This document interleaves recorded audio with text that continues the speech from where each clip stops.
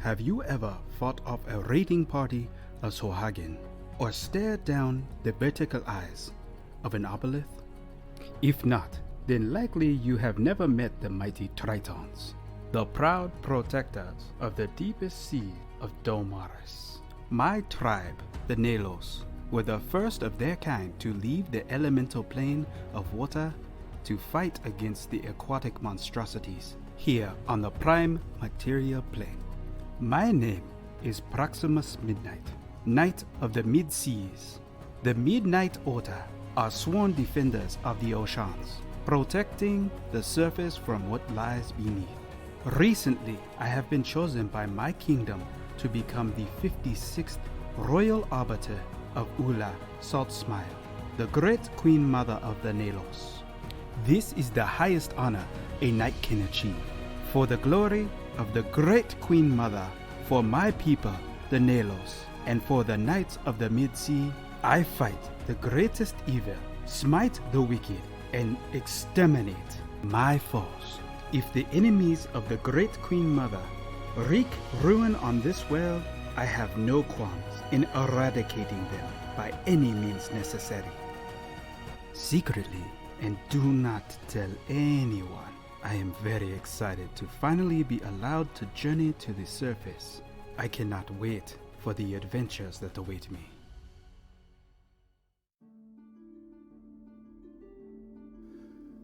My name is Elios Kaligeros. I am a humble man from humble origins. I asked for nothing, wanted for nothing.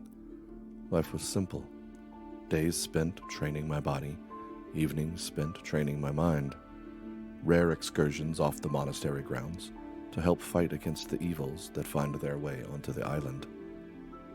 I always had a curious nature. My mentor Sophia encouraged this in me, even when it got me into trouble when I was young. Curiosity is your wick, she would tell me. You must keep it lit, so that your candle may brighten the world around you.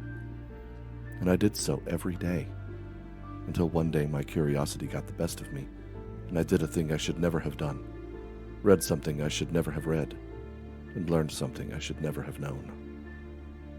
For the next week I suffered horrible nightmares, born of the knowledge I now possess. That's when Eula arrived. She named me Doomed, offered me protection, as well as a way to make the nightmares end. How was I to refuse? So it was that I came into her service. I go where she commands, in exchange for protection from the nightmares, all the while looking both ahead and behind me for the thing Krakens fear.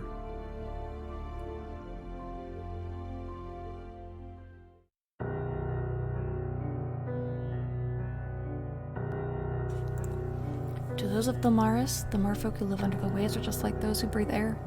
Most see them as a sign of good luck and fortune with their beauty and kindness. They're the angels of the seas. But the oceans aren't always so kind. On those perfect nights when the storms rage against the waves and the world is full of chaos, beings of absolute powers are born. The merfolk call them sirens, and the only difference shown on the surface is their eyes. A siren's eyes churn like the storm-raged waves they're born of. When a siren comes into existence, they're forced to live in exile as the merfolk fear their power.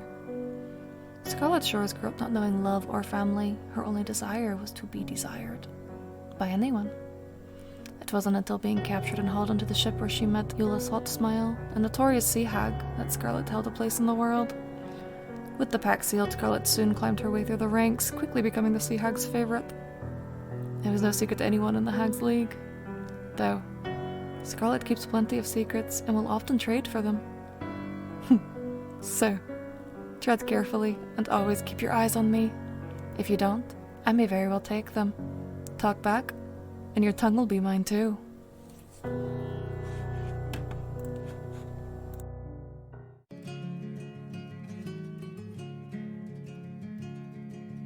Oh, hey there, it's me, Winnie. Nobody calls me Benora except me mums, and if you were one of them, I wouldn't need to introduce myself. Well, and Eula does, I guess. And sometimes, you know what? You can call me whichever. They're both me. I'm just waiting here for the tides to shift and my next adventure to begin. You could argue life itself is an adventure, and I would say you're right. but also I mean an actual adventure. Mostly I do reclamation, searching the sunken cities for relics and forgotten memories. Some of these I keep, some I give away, some I return to those folk who lost them. Sure, I could tell you what I'm looking for at the moment, but I think I've learned my lesson about that. You'll probably hear about it next time I'm in the fen anyway. Not that it's important, or direct from Eula herself or anything. I didn't say that. The point is, there's a great big ocean full of all sorts of stuff. Some of it has sharp teeth and worse, maybe, but the good stuff? It's magical, and I wouldn't trade any of it for the safety of the surface. So I'll be back. Hard to say when. You know how the winds are, but you can bet I'll be back.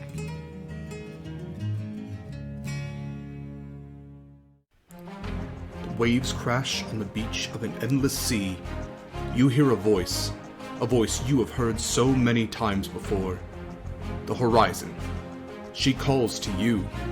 She sings of endless wonders and innumerable horrors, of hopeful promises and dire warnings. And you feel her song.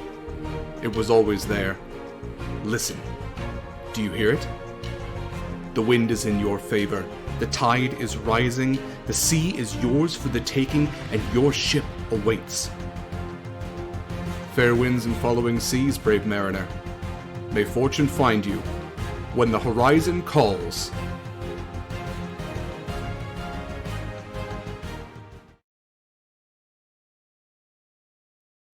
And welcome everyone to Horizon's Call, an oceanic adventure set in the homebrew world of Damaris. My name is Derek Sword. I'm joined, as always, by these very lovely people who I will have introduce themselves in just a moment.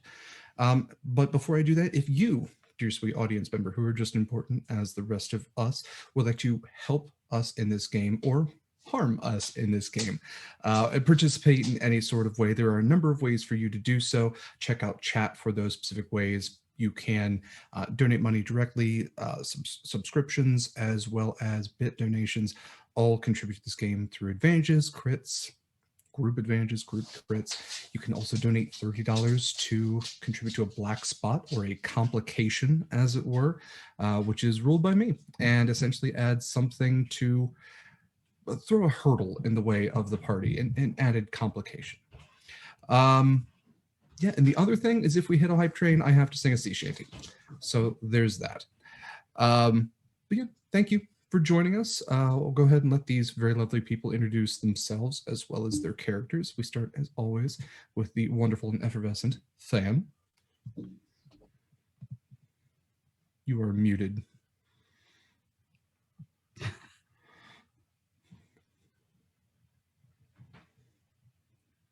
What happened?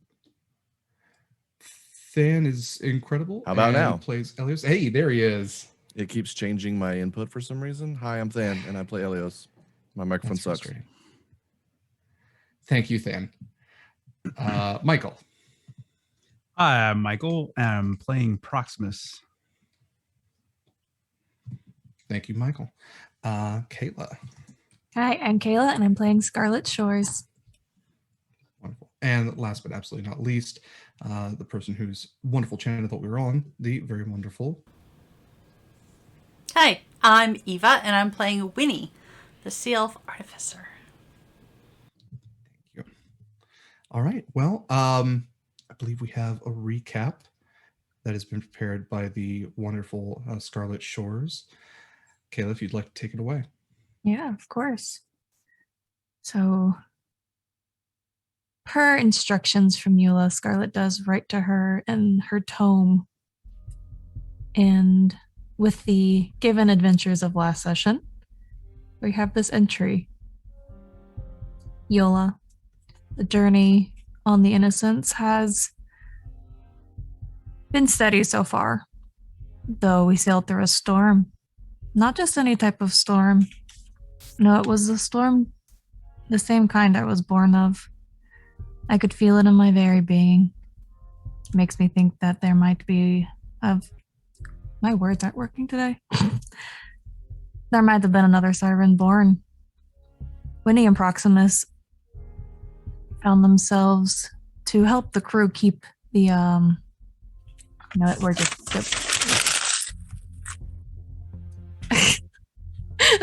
my day's going. Winnie and Proximus help save the Tressum and her Flittons very graciously, while Scarlet and Elios kind of fended for themselves as Scarlet lived through the storm. After that, we kind of just hung out on the ship until we finally found the Red Owl. We changed our flags and proceeded as a quote-unquote friendly vessel, cautiously, to a ghost ship, as we found no one else aboard. Elios and Proximus took it upon themselves to investigate first, while Winnie tried to teach Scarlet how to smile. Somewhat unsuccessfully. It's still some sort of a grimace. And once everyone was on board, they realized that there was no one there. They heard someone on the lower deck who wouldn't open the door. They mistook our crew for something else, which turned out to be kua-toas that our party then fought, and Proximus just completely wiped out. Like a paladin should. And we found out that the chest that we're looking for is not on board. Geoffrey the sailor mentioned that the kua-toa took them. And that's where we left off, with a wicked smile from Scarlet to the sailor. Wonderful. Thank you, Kaila. Thank you, Scarlet. Yeah, so you now stand on the lower deck of the Red Owl. It is dimly lit. You did light a lantern in the last session, so you can at least see Geoffrey, as he has now opened the door to what would typically be on your ship, because the Red Owl is also a sailing vessel, very similar to the Innocents. The Red Owl's infirmary is set up very much like the one on the Innocents. You see behind Geoffrey there are a couple of tables, similar shelves. A lot of the stuff isn't as well stocked as it is on the Innocents. This seems to be more of a bare bones sort of operation, but Geoffrey stands before you. He is a young human man, probably in his early 20s. He has shaggy, kind of sandy blonde hair, a little bit of kind of scruff. Looks like he's trying to grow a beard. He is dressed in a sailor's garb, definitely not officer's garb, but he definitely belongs to the Imperial Navy, as would be indicated through the coloration and the uniformity of his outfit.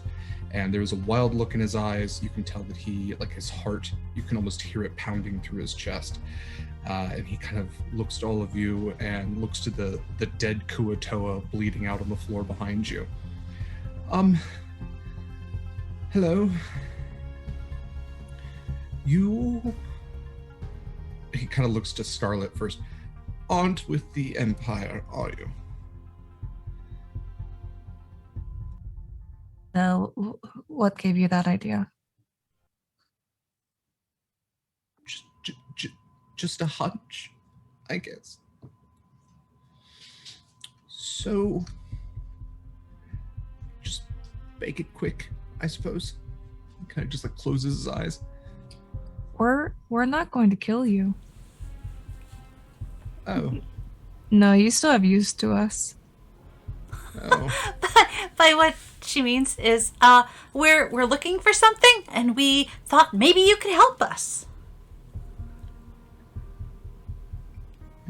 Maybe? Yes, I would like to be of service and not die. What were you looking for? Bit of a box, like, yay, big, kind of important, so, like, you know, maybe stashed somewhere important, or captain's quarters, or somewhere safe.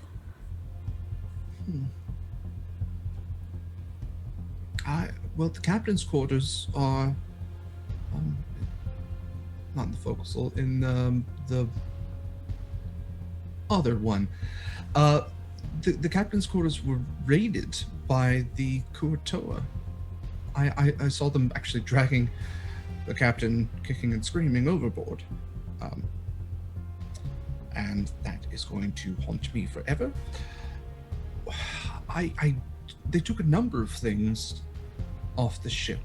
I don't think we have many things left on it.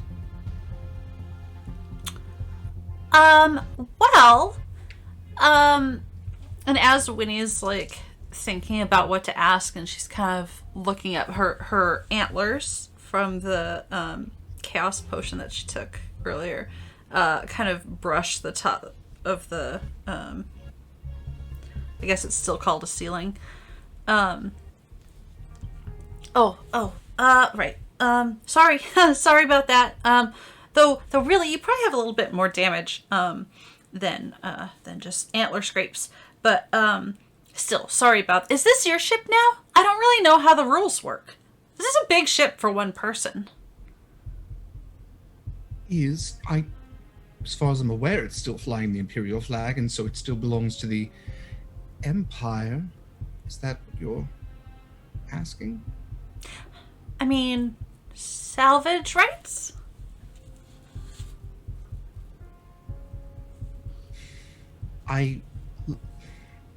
He kind of looks down to his hip for just a moment, where there is an empty cutlass sheath. I literally can't stop you. No, you can't. I'm gonna go to the captain's quarters. Okay. So Elios heads above deck to the quarter deck, which is the name of it. It's beneath the helm, where the captain's quarters are traditionally marked. You would know, at least on the Innocents, the captain's quarters are not used because Captain Callisto doesn't sleep. But the captain's quarters here, the door is broken down, so you don't have to worry about getting anything through there. Go ahead and roll a investigation check as you're looking around.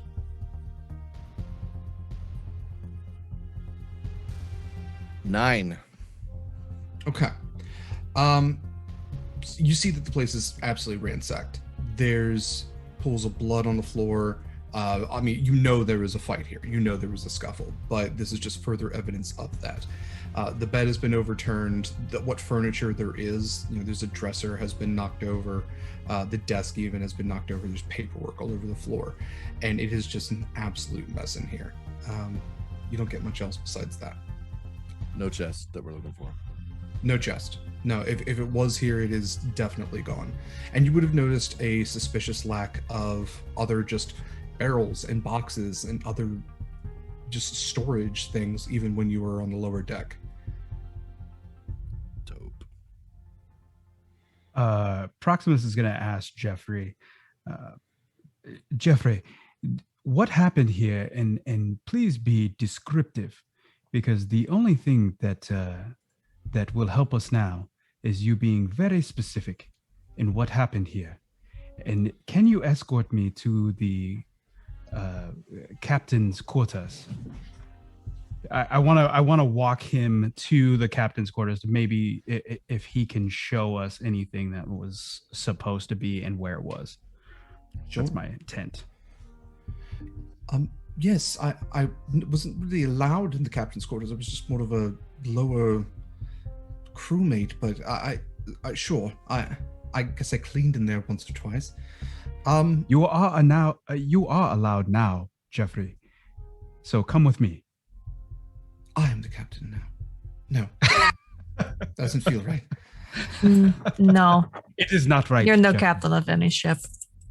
Okay. All right. Well, it was fleeting.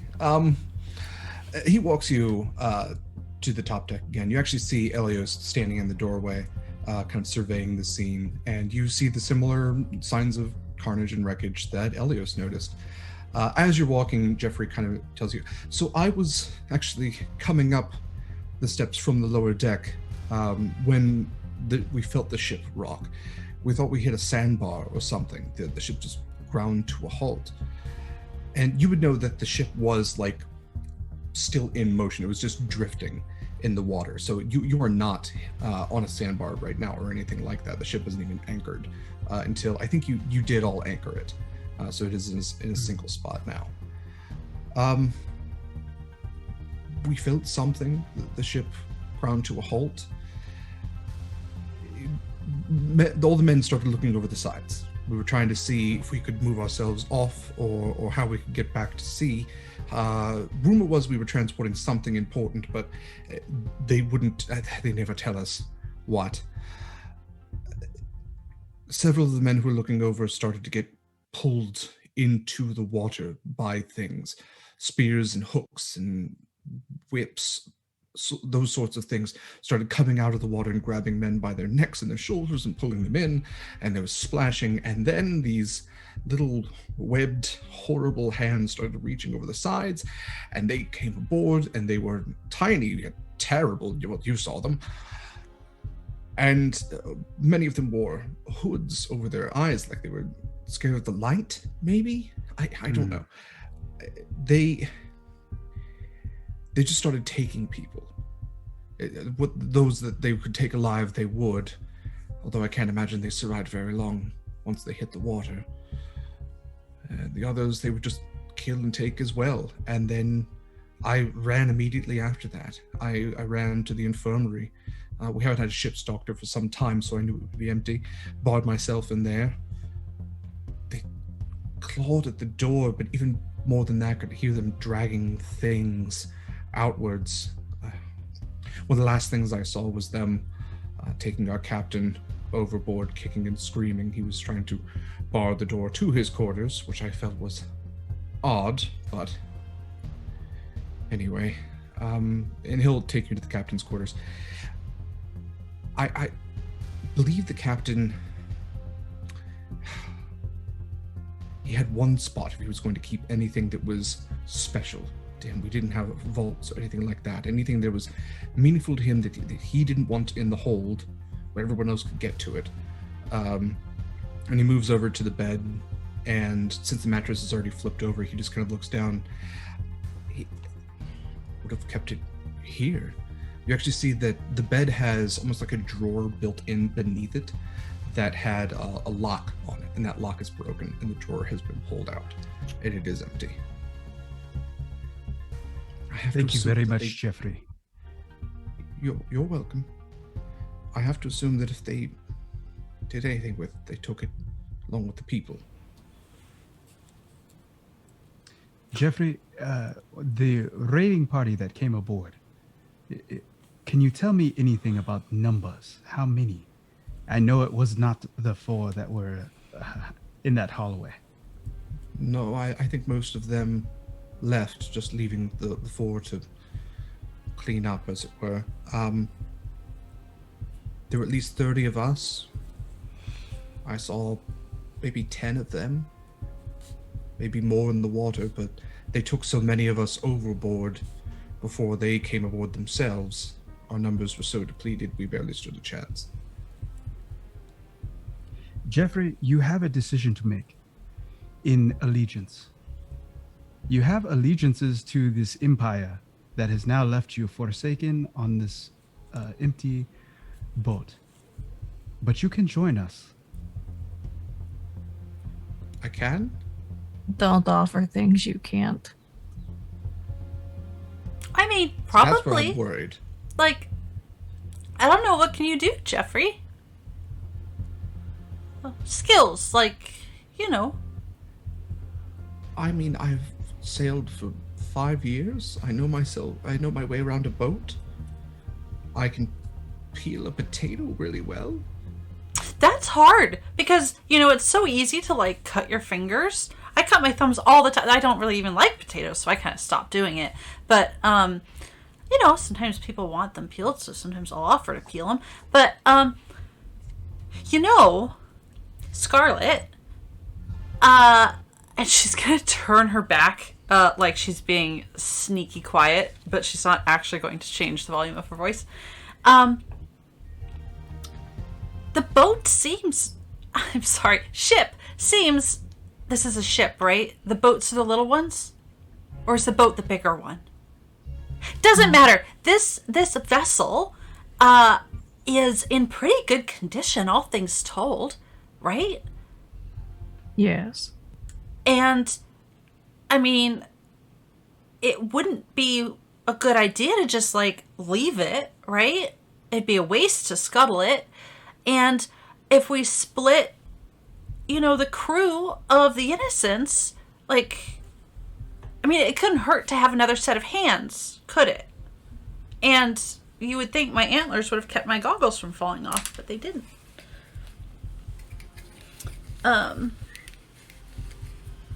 When it comes down to it, Winnie, the decision is not really ours to make. Oh, no, not It is unilaterally. up to Callisto. But we could ask, is what I'm saying. Sure, we Scarlet, could. Callisto is not the captain of this ship. Well, oh, Proximus, I have really bad news about humans when they enter the water. I mean, it's maybe possible the captain's still alive. Like, I wouldn't get your hopes up, okay? Oh, they cannot breathe? No, No. no, Oh. Okay. Never mind. yeah. The chances of anyone coming back up out of that water is pretty much none. I mean, there are things Elios, what are to you doing through all lament. this?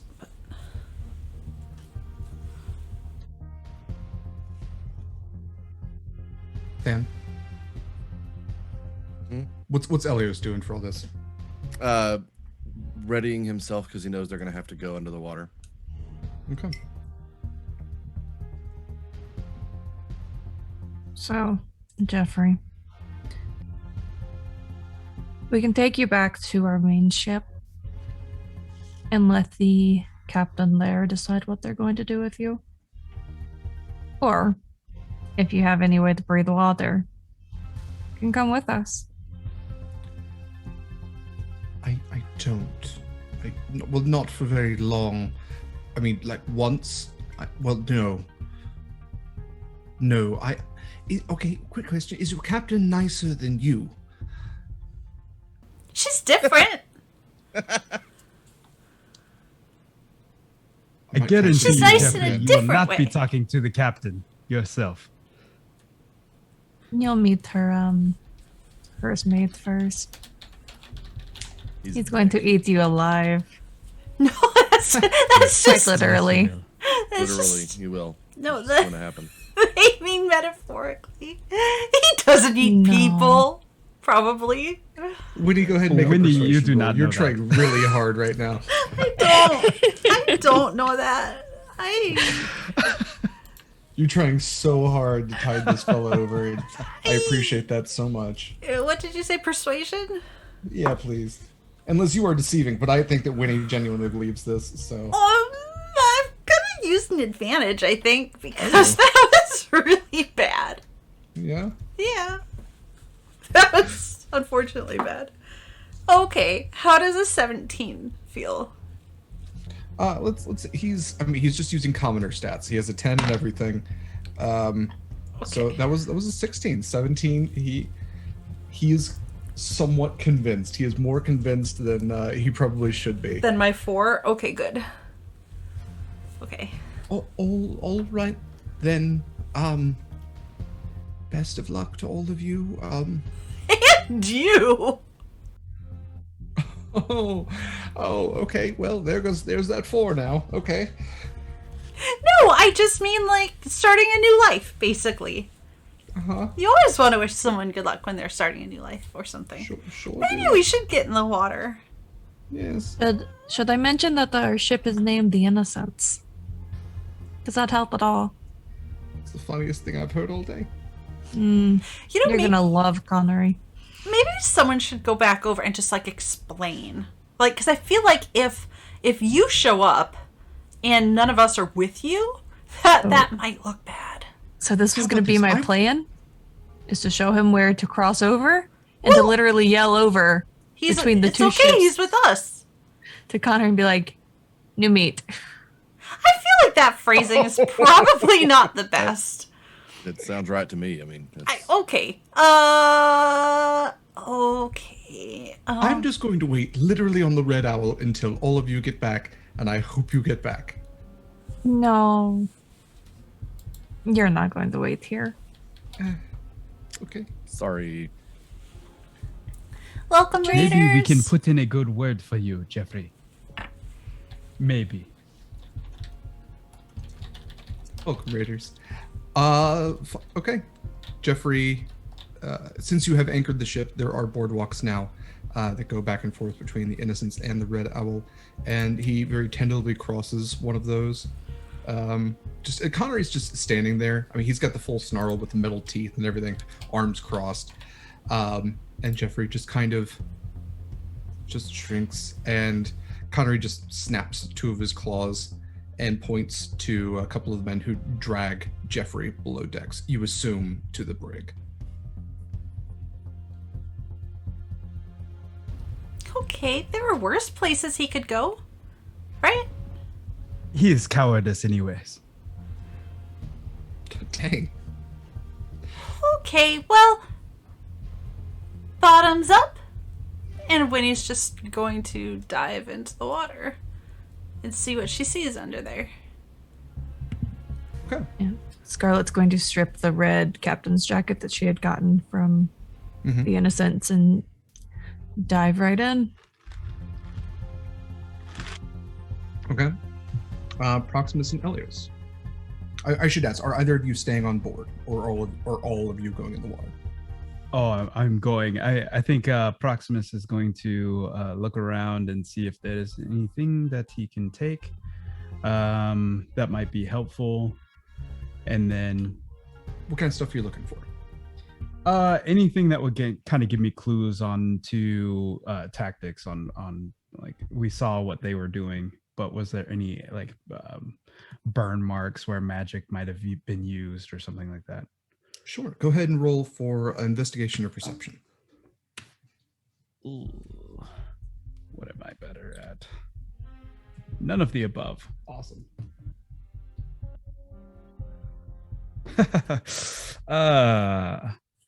6. Okay. So you see the obvious weapons. There are several left behind.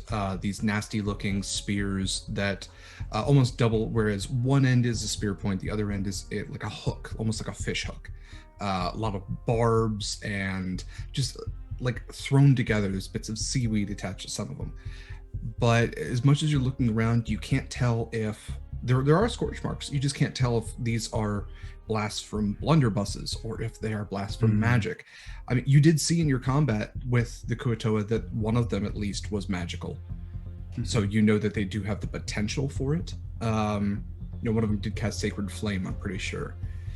So you would know that they have like an adherence to holy magic, kind of almost in a similar way to you or clerics might. All right. And then he's going to just jump in and follow.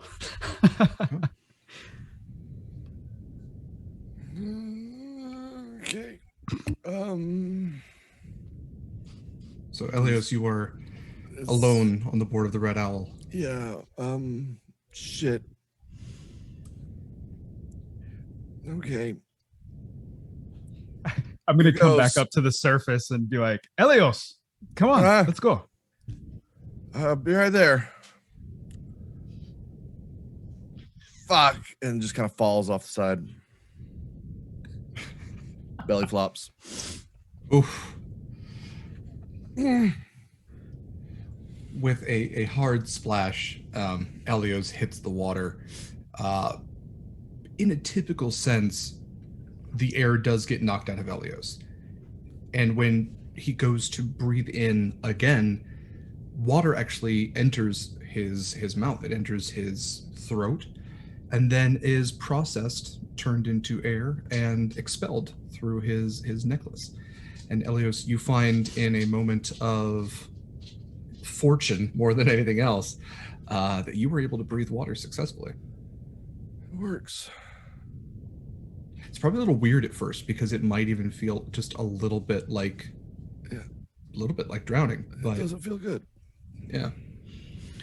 And Elios, this is the first time you've really been in the ocean since you made that discovery. Yeah.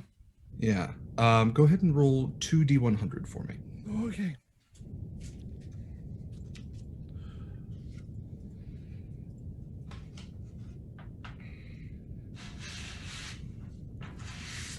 18 and 44.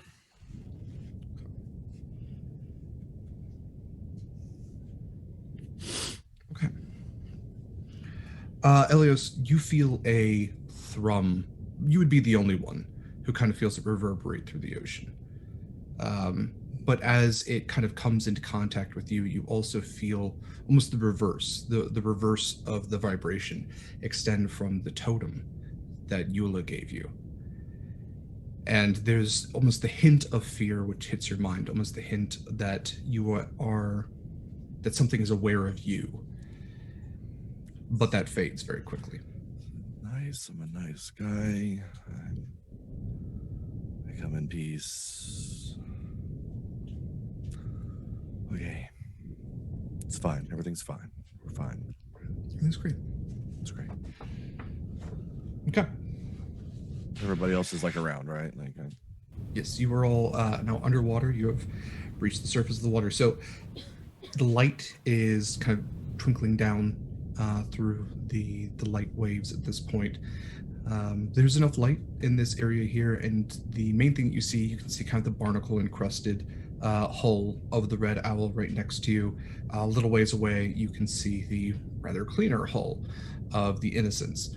You can also see the chain of the red owl, which extends downwards, down far enough that the light starts to fade a little bit from the sun above, and you start getting into more dimmer conditions. And you kind of get the idea that if kua-toa went anywhere, they would probably go to darker areas. Winnie would have stuck near the hull of the Innocents, just kind of idly picking off what barnacles she could see, just until everyone was in the water. I know that didn't take like exceptionally long, but she wants to be useful. Helios, you made it! I am really glad that works. Oh, you and me both. You and yep. Are you? The other thing I will say for everyone, I will rule that you can talk underwater. That's not. It's typically like, oh, you can only speak Aquan. No, y'all are fucking fish people, and one of you is magic. Yeah. Elios is like a little muffled. Elios hasn't realized that he needs to project just a little bit more in water. Winnie has a very dolphin-like tint to her voice when she's in the water. She really didn't need that mimic dolphin.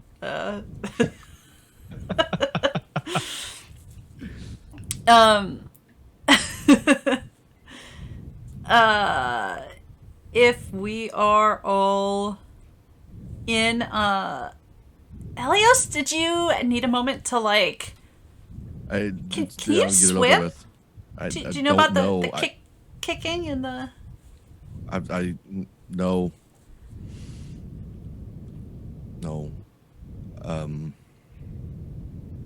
Y'all, maybe we should have like found him some fins or something. What?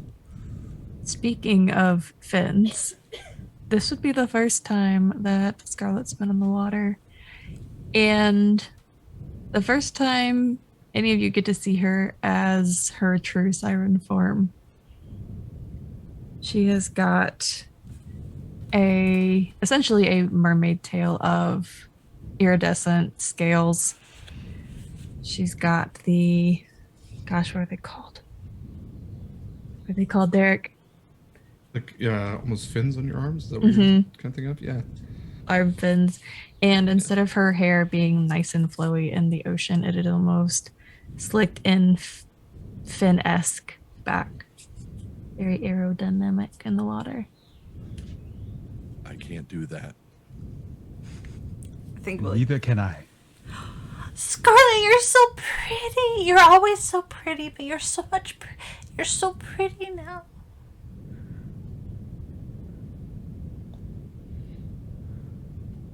Well, shall we? Oh. Because we established that Winnie's voice is so much dolphin-like in nature, Scarlet's voice almost has like an orchestral nature to it. There's layers to her voice when it's in the water. The voice of a siren is a dangerous thing if used properly. Winnie will just probably follow the anchor chain at first, assuming it just looks like underwater. There's no like suspicious bubbles or anything. No suspicious bubbles. Nope. Nothing super handy like that. Okay. She's gonna. You would need to go. You would need to go downwards. Yeah. Yeah.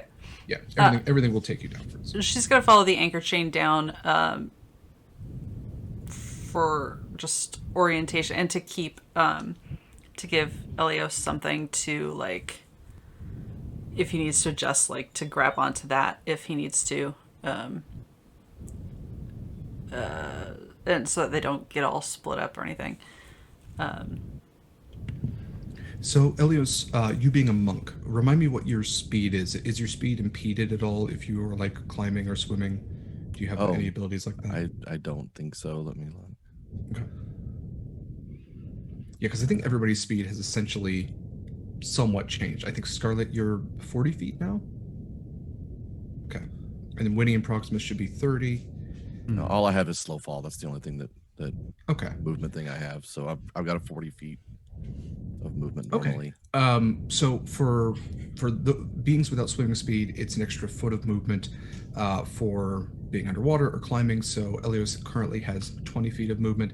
I will say, being a strong boy monk, if you wanted to do athletics or acrobatics and utilize the chain to essentially pull yourself down, I would give you a regular sense of movement based on your roll for that.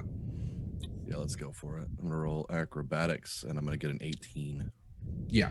So, Elios, you are almost like a trapeze artist sort of thing. You're kind of doing almost the reverse of that rope thing in gym class that I never had to do, but I always saw in movies and television. Yeah. So you are pulling yourself downwards, just rung by rung of this massive chain, and we will say that you have 30 feet of movement. For that. So you are keeping pace with Winnie and Proximus.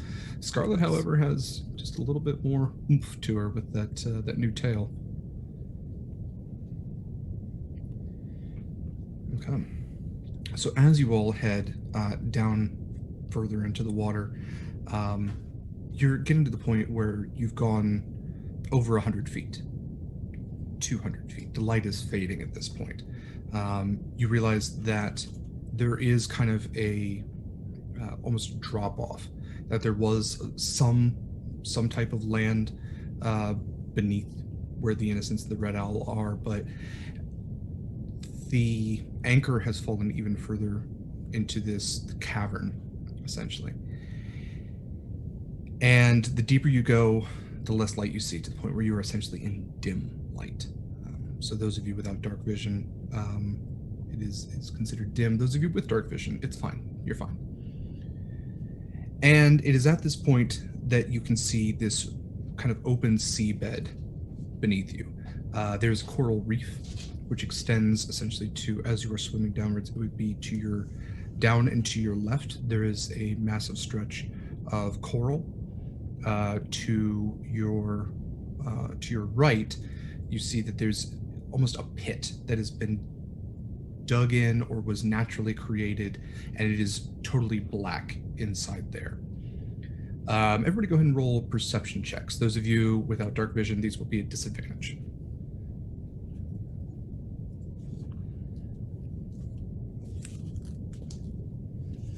12. 11. Did we determine that sirens had dark vision? If we didn't, go for it. And Proximus, I know you have dark vision, right? Yeah. Yeah, we'll say sirens have dark vision because they're all stormy. Okay, look. Sea elves, at least Winnie has dark vision. But the problem is Scarlet's tail is just so pretty. Winnie is just a little distracted. So, like, she got a 6. But Yeah, the antlers got in the way. I think that's understandable. 24. That net you're in love with. I'm keeping the net safe in my bag. But I'm thinking of it fondly. So as you swim deeper and deeper, you also notice that there is like a large, almost underwater forest of algae and kelp, which is just off to the, essentially to the right of this reach of coral. But as you get closer, the coral is very vibrant, very beautiful. Numerous colors, a lot of pastels, and even neon. Some of them seem to be almost bioluminescent, giving off light even in this dim area. And you notice that there's this strange outcropping. It almost looks like a rock at first to those of you without dark vision. But as you get closer, you notice that it's actually a pile of stuff. There's boxes and crates and barrels, and that's a good store, right? And you see just like the accumulated goods, which you would assume came from the Red Owl. And it's as you get even closer than that, you notice that there's sort of these dark spots in the coral reef as well, these spots which don't match the coloration. And you start to notice that these are the forms of sailors. Like alive sailors? You can get closer if you want. Proximus is gonna illuminate his bioluminescent, just try to shine a little bit more light from his forehead, and then he's gonna go over to one of the dark spots, the closest one that he can find.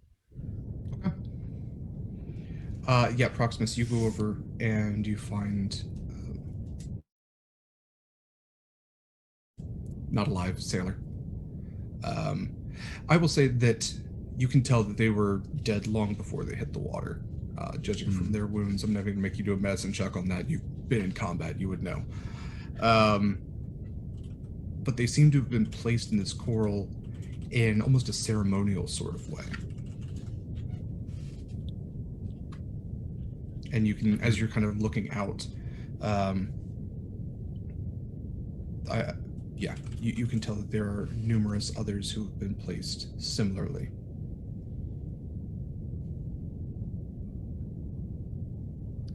Oh, Winnie, they are all dead. Oh. I mean, I guess you that may was want like... to cover your eyes. She's going to avert her gaze nope. And head towards the pile of stuff. Just to see but she's looking for the chest officially. I mean, that's important, but also like she's nosy and she wants to know if there's anything that she would find of interest in there. Okay. Investigation.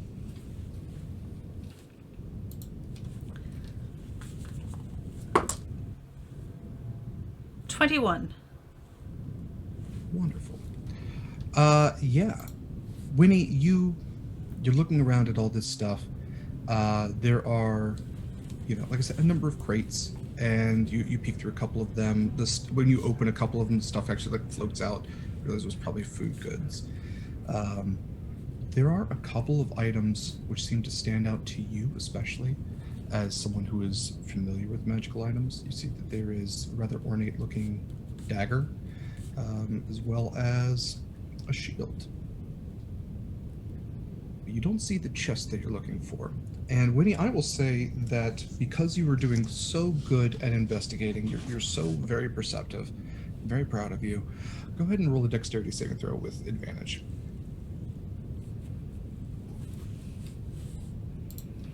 This is why I don't investigate stuff. You said with disadvantage? Advantage. Oh, okay. Yeah. That's another 21. Perfect. Winnie, you see the net before it actually encompasses you, and you're able to dodge out of the way as you all look and see that there is a kua-toa who has come from like almost inside of this pile of boxes and has tried to spring a trap essentially on Winnie. And with that, I'm going to That's have you all rude. roll for initiative. Who just lurks in boxes? We could have been friends. Friends don't do that. Oh, I Dirty 20. still have to roll. That's a solid 10. 17. I got a 10 too. Okay, 10. so get my stuff pulled up here. Too many books. Okay, so let's see. Elio said they had a 10. What was Winnie's? 17. 17 for Winnie. Scarlet? And Scarlet said a 10. Do you have a preference on who goes first? Or do you want to use dexterity? my dex is +3. Mine is also +3. Dan, you got it. Go first. Sure. Elio has to go first. Oh, you dexterous motherfuckers. All right, Proximus, what was yours? Dirty 20. All right. Perfect. Okay, so Proximus, you are about 30 feet away from. Well, actually, you're in the coral reef, so you are probably closer to about 40 feet away from where Winnie is, with the piles of stuff.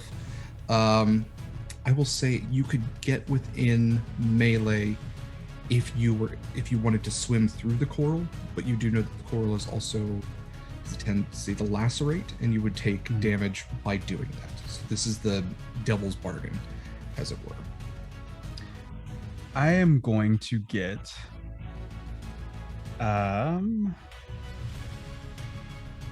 as far as it can take me to get closer to Winnie, so my 30 feet, and then I'm gonna cast I'm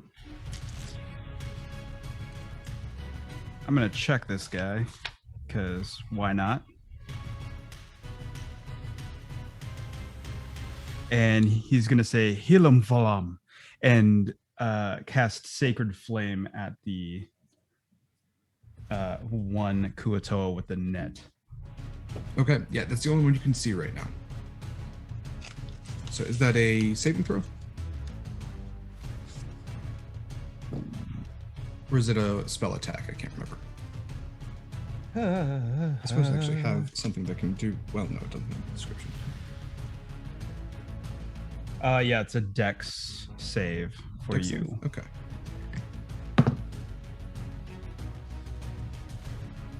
Yeah, it's only an 8. 15, so I am going to roll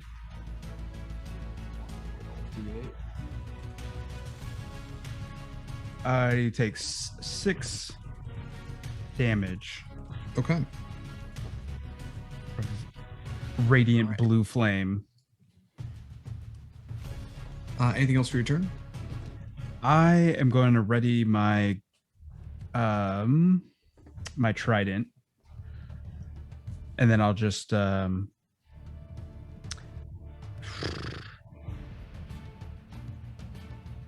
let me do a dash move and try to get to Winnie's position. Okay. So move, Sacred Flame, and then dash, yeah. You got it. Just to get that extra 10 to make it to her. Yeah. Are you so the net is a ranged attack. You could use your dash to essentially get within melee of this creature and stand between it and Winnie if you want to. That's where I would like to head him off from that You got point. it. Okay. With that, it is Winnie's turn. And also, for those of you who don't know, Sacred Flame would work in the water because it is radiant damage, not actually fire. Yeah. I love that. I did not take a rest. That's good to know. Yes, you have not rested since your last fight.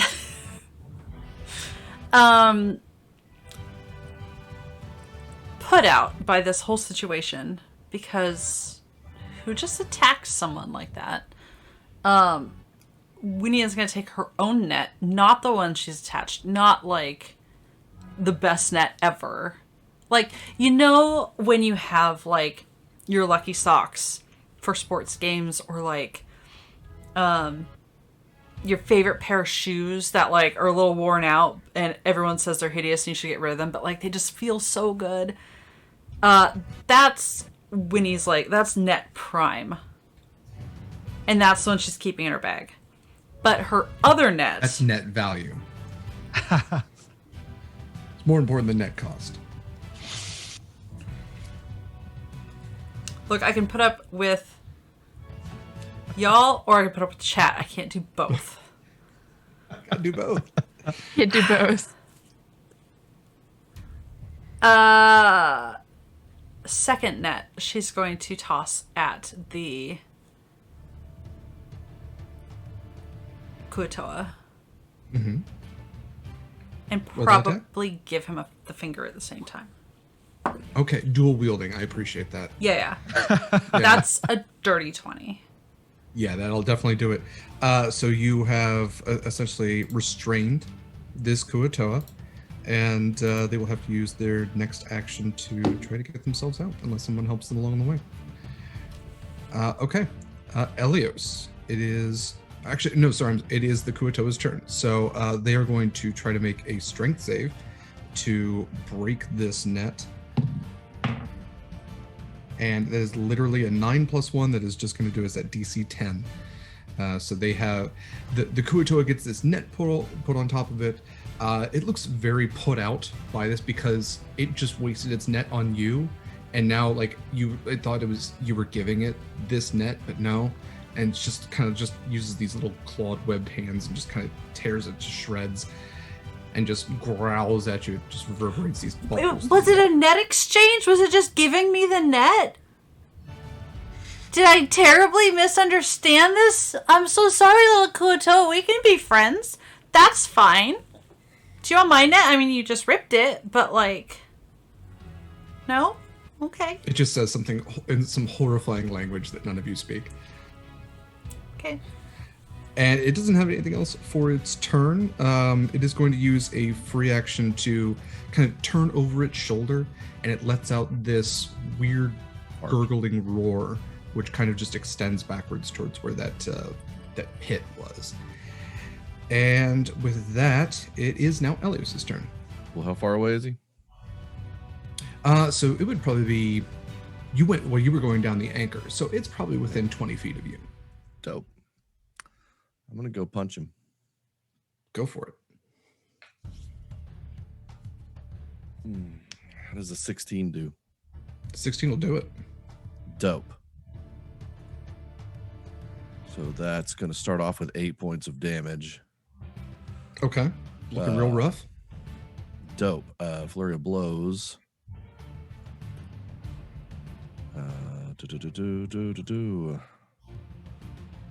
That first one is a 10. That's not going to hit. It has an AC of 13. Yeah, and then where's the other thing? Hang on. Yeah, we're good. And then I'll just hit it again. That's better. That's 24. Oh, yeah. So that'll do another 7. Elios, describe how you're punching this kua-toa to death underwater. Very like in slow motion because of the water, but it's still powerful. But yeah, I just push off of the chain because I don't know how to swim yet. I'm just push off the chain and kind of angle right to him and just use my momentum to just pop, miss with another one because I'm underwater and it's weird, and then I hit with the last one just right across his face. Just hell yeah. It's almost like it's very Aquaman the way that you like torpedo yourself away from this. And then almost like a mantis, a flurry of blows, I kind of imagine like a mantis strip, like you are heating the water around you with the friction of your fist punching through the water. And yeah, this kua-toa just kind of just starts floating in the water, and it's dead. But it is at this point, Scarlet, you still get your turn because you rolled 10, but you start seeing these eyes start blinking out from the abyss, that pit. And you see 1 pair, 2 pair, 3. Then you see like one that's just a single large circle. You start seeing these hands start to claw their way out. But Scarlet, it is your turn. I don't want to go. I don't like that at all. Oh, no. Oh no.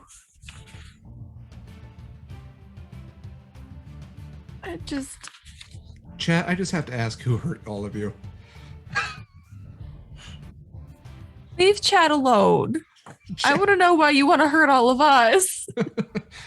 Hey, to be fair, none of you have really been hurt so far. So far. Yeah, So far. it's session 3. If I'm close enough to Winnie, I just want to kind of tap, and just do. Winnie, those are a lot of eyes. More eyes than we have people. Bodies.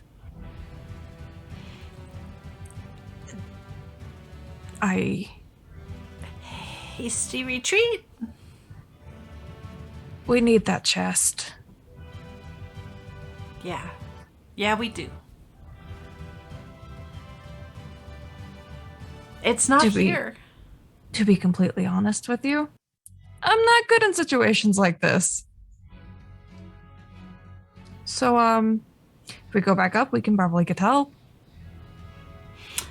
I mean, we have a lay of the land.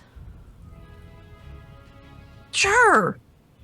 The sea. We have a lay of the sea. Bottom. The Sure. sea floor. Anyway, going up. Going up.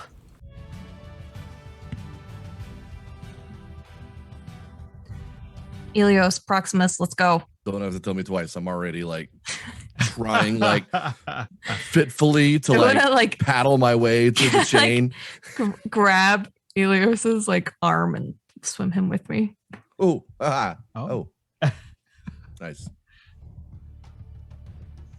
So I will say that Scarlet, because this was essentially your turn, you can use your movement to swim your 40 feet upwards. Scarlet, go ahead, and as you're doing that, make a dexterity saving throw. Great. That is a 15. Okay. That necklace protects him from the bends, right?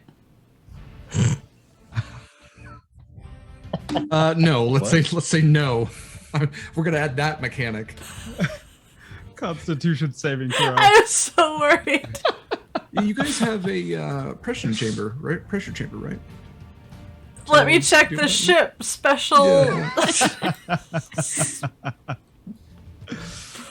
Scarlet, you, as you are starting to swim up, you feel something tighten around your tail, and the rest of you would have a better vantage point of this than Scarlet would. But Scarlet, as you look down, you see that something has extended out of the coral reef. It is a massive crustacean claw, and the rest of you look as a hulking crab covered in coral reef has risen from it. Both a piece of it and kind of camouflaged within it has risen up and has tried to grab Scarlet by her tail. So Scarlet, you are currently grappled, and you are going to take a little bit of damage, just a little bit. 3d10, it's not a big deal. You're going to take 15 points of damage. It is bludgeoning damage, and yes, you are grappled with a escape DC of 15. Oh. And the rest of you see that as this crab rises to its horrifying water spidery legs, beneath it, kind of that it was almost protecting, guarding, is your chest.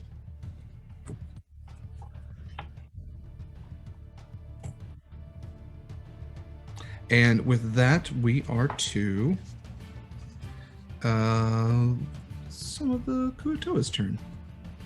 As you see, one of them comes out from the abyss. It has a chain attached to it's wearing almost a diver's helmet. This massive circular visor on the front with this metal kind of dome, and it has a chain attached to the back of it, which something that's still in the blackness is holding on to. And this thing kind of looks to all of you and just lets out this horrifying, almost muffled screech coming from within the helmet.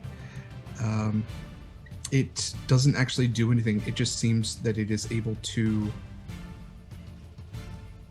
It sees all of you. We'll say that. And that is all it has for its turn. It doesn't have any ranged attacks or anything like that. So with that, we're back to top of the order with Proximus. Ooh. Not prepared. All right. He sees all of this go down, and he is going to cast. He's going to say Jaeger to mark, and do a hunter's mark on a huge crustacean beast that he sees. Then he is going to go after that. I will say, Proximus, coal. just for the sake of it, this is classified as a beast. I say that specifically to you. Oh. He is. Since I already said it, I'll still cast it. That's totally fine. Absolutely. But with my second movement or action, I am going to cast Dominate Beast. He's going to say Genius Brasna, and hopefully tell the beast to back down. So this is using your Trident of Fish command? Yes, using the Trident. Okay. All right. Dominate Beast. Go ahead and read Dominate that to me. Beast. While you carry it, you can expel one charge to Dominate Beast, save DC 15. Okay. And sorry, what kind of to save? Any beast with an innate swimming speed. Yeah. So is it Intelligence, Wisdom, Charisma? Let me find the spell. Oh, gosh. D&D Beyond. All right. So it is a Wisdom saving throw. Wisdom of 15. It's not one.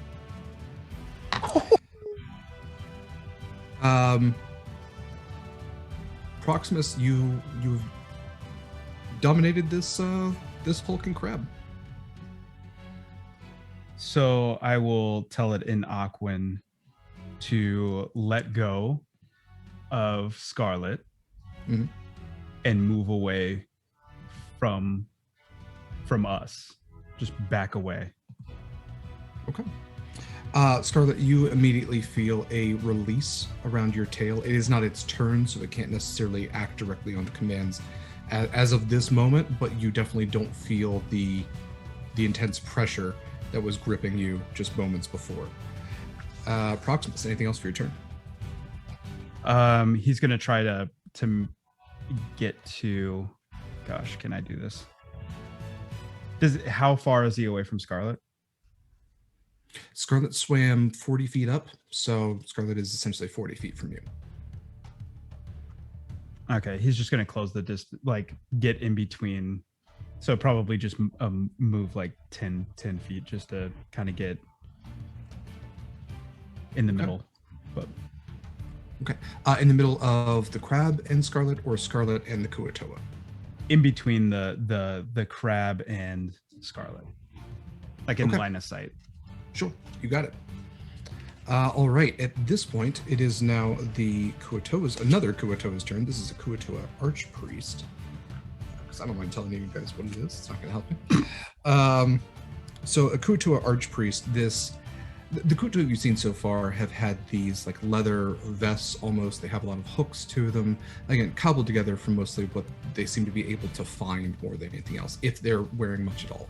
Some of them it's just like loincloths or trousers, these weird little fish people. The archpriest is thoroughly decorated in just driftwood and flotsam and jetsam and anything that he can scrub his little paws on, with this strange headdress, which seems to be made of like pieces of banner. It's almost like drifting in the water. as he comes out, and he has this horrible looking hook staff, and he is holding the end of the chain of the one with the diver's helmet on. And he is going to do, let's see. He's going to cast a couple of spells. He is going to try to cast Hold Person, and he is going to try to cast that at Elios. All right, so this is a Wisdom save. Or no, I'm sorry. It's a spell save DC 14. And I can't remember if Hold Person is Wisdom or not. So It's totally dexterity, right? totally dex. Wisdom saving throw. Is it? Okay. So Wisdom save of 14. Dope. Well, that was a 19, so 23. Nice. So as you watch this thing kind of just come out from this darker pit and speak some horrifying words to you, and it like holds out its staff and then just watches you like keep swimming there. It kind of shakes the staff just a little bit, like it's not but you are unaffected by that spell. And that is all it has. So with that, it is now Winnie's turn. How far away is the chest? It is probably about 30 feet from you. This crab was, well, probably 40, because you're at the pile of stuff, and then there was about 10 feet between that and the coral reef, and then there's the entirety of the crab. So yeah, probably about 40 feet. I would like to... I can dash and swim, right? Yeah. Yeah. I'd like to get it and get as far away from the kua-toa as I can. Okay. Yeah, so essentially you are swimming underneath this crab. which Crab you is have friend. watched. Crab is friend now. Yeah. Yeah. Are you gonna name... What are you gonna name the crab, Winnie? Serpentia-lot, obviously. I thought Patty might have been also... Would have been No. Krabby Patty? No. Rejected. Get out. But if I get in, get the chest, and then get... Like, I'd still be out from under it, right? Yeah. Yeah. Okay. Yeah, so you essentially have 60 feet of movement, so you wouldn't be totally out from underneath the crab by the time you picked up the chest. That is But big I will say crab. that big crab. Oh, yeah. Big crab. Big crab. Yeah, you might even say it is a hulking crab, as its name would imply. Its It name is is a huge crab. Serpentia-lot. We just went over that. Says so much about it. Anyway, I would also Anyway. like to cast a healing word on my good friend Scarlet. Okay. What's that healing word? Heal. So it's right there in the... I don't know how... It could literally be any word. But I would say in Aquan, which I personally am in air, so I can't really do the translation well. But anyway, what is my spellcasting? So you get 5 points back. That's not so bad. Take any help. Oh. Take it all. It's cool. It's literally Winnie's name is any help she can. Anyway, and then she's gonna like hug the chest. It's like shoebox size, right? Didn't you say? Yeah, it's not very big at all. Yeah. Yeah, it is probably just a little bit bigger than like a boot box, more than even a shoe box. A little bit longer than that. But yeah, it's not. That So she can size, like but it's pretty football, easy like to she can carry. cuddle it. She doesn't can need cuddle to the box, two-hand it, is what I'm saying. Yes, you can. Yeah, cuddle the chest. Sometimes you gotta do. Yeah, never mind. Yep. Thank you. Okay. Thank you, Fan. Okay. Thanks for saying it, but not also saying it. I do appreciate that. You know me, can't let it go. Literally. Hey. Hey. All right. That is Winnie's turn. Okay. It is now 2 additional regular old kua-toa have risen from this pit as well and are flanking the archpriest and the monitor, which is the one with the helmet. And they are armed more traditionally with their spears. They have nets at their sides, and they have their weird little sticky shields. And they are going to use, yeah, it's what it's called. And they are going to use their 30 feet of movement to try to swim closer to all of you. They are actually, because they are about 60 feet away, they are going to dash to get into melee with, I guess none of you are even over by the stuff anymore.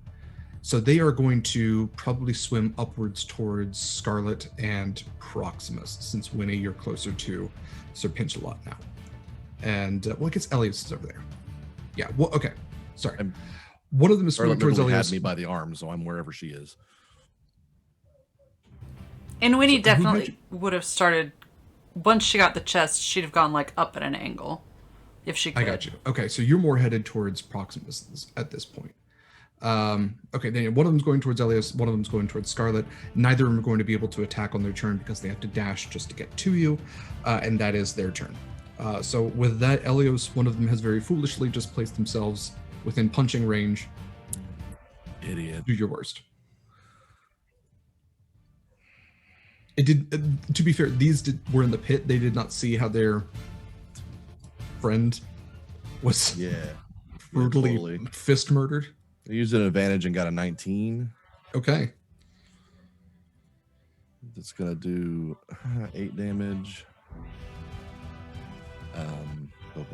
Flurry of blows.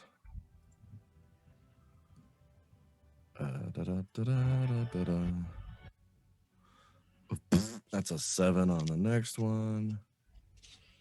God, and a 14 on the 14 does hit.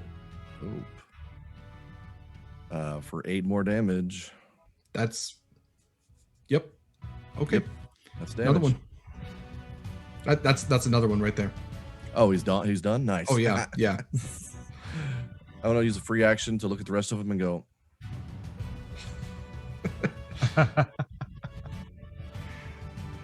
Okay. Anything else for your turn? I'm gonna flail my way upward. Okay. Yeah, I'm all like, God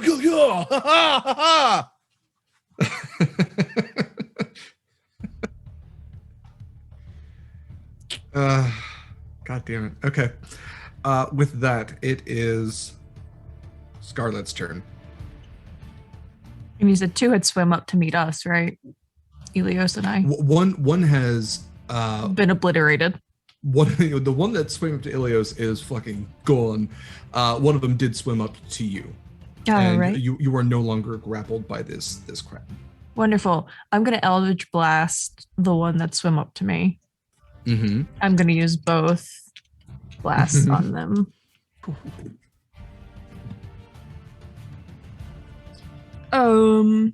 That's a 10 and an 18.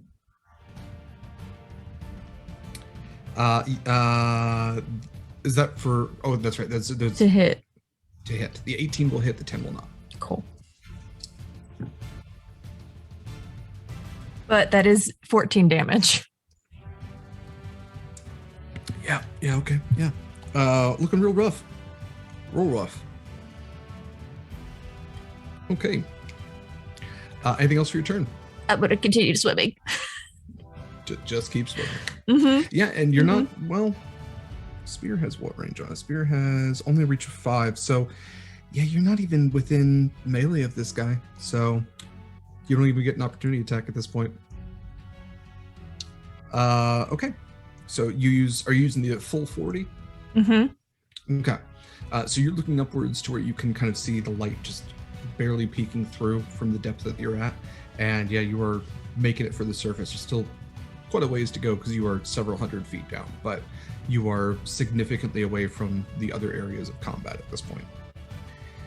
And with that, it is the hulking crab's turn. I will say, Michael, because you have dominated beast, I can allow you to control this thing for its turn. So if you want to mech the shit out of this, if you want to, what are they called? Of course I would.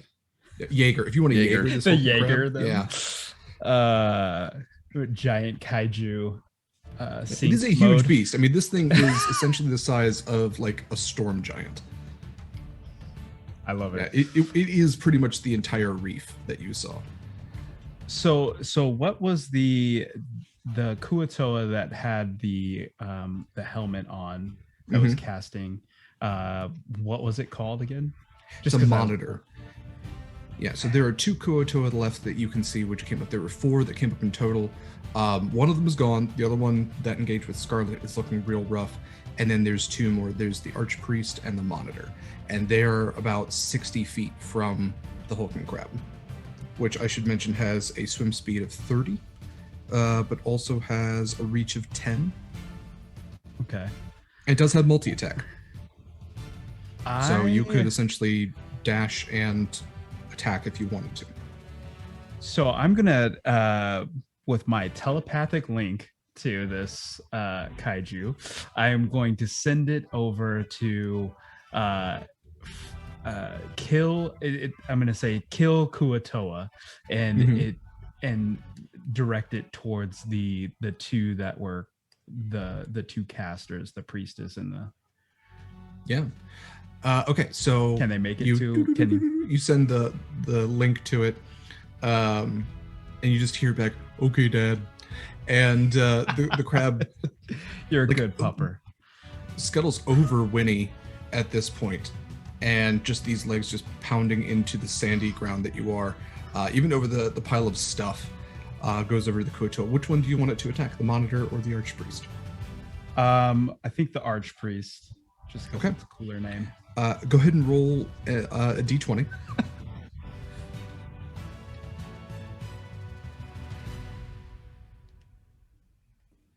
$15.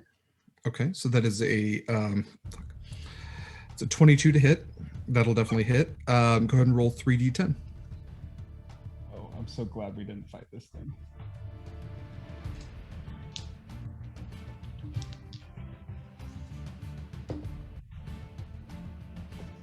6, 9, and 3. So 18. 18. So 18 plus 4, so 22 points of damage. And it is now grappled. Oh.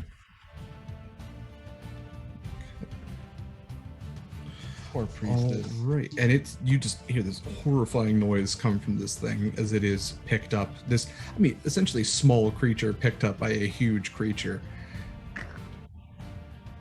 And with that, it is the Monitor's turn. The tough thing about being attached to by a chain to something that also gets picked up is that you too get picked up.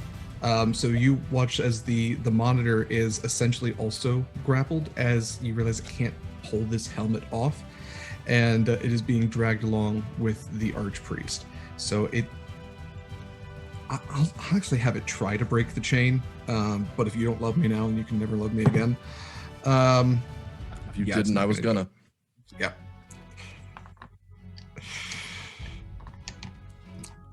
Okay. Yeah. It's like it's trying to claw at the chain to no avail. It's stuck. All right. So, fuck me. Proximus, it's your regular turn now. Nice. All right. So how far am I from any kua-toa that I can slaughter at this point? So you were 60 feet before you moved closer to Winnie. So you're probably closer to 70 or 80 feet away at this point. Okay. Oh. I don't know. I'm going to use my hunter's Actually, mark. no, I'm sorry. I keep forgetting the one that Kaila, Scarlet nearly killed. So the closest one to you is probably within 30 feet. Okay. I'm going to make my way to him, or the kua-toa. Actually, like looking towards the surface, towards Scarlet, booking it, and I'm going to do an attack with my trident. Go for it. All right. Oof. Where's my...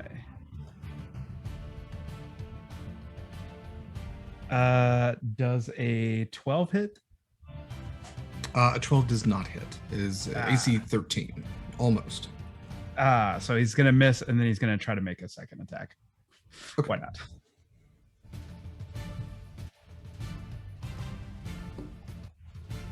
Which is a 15.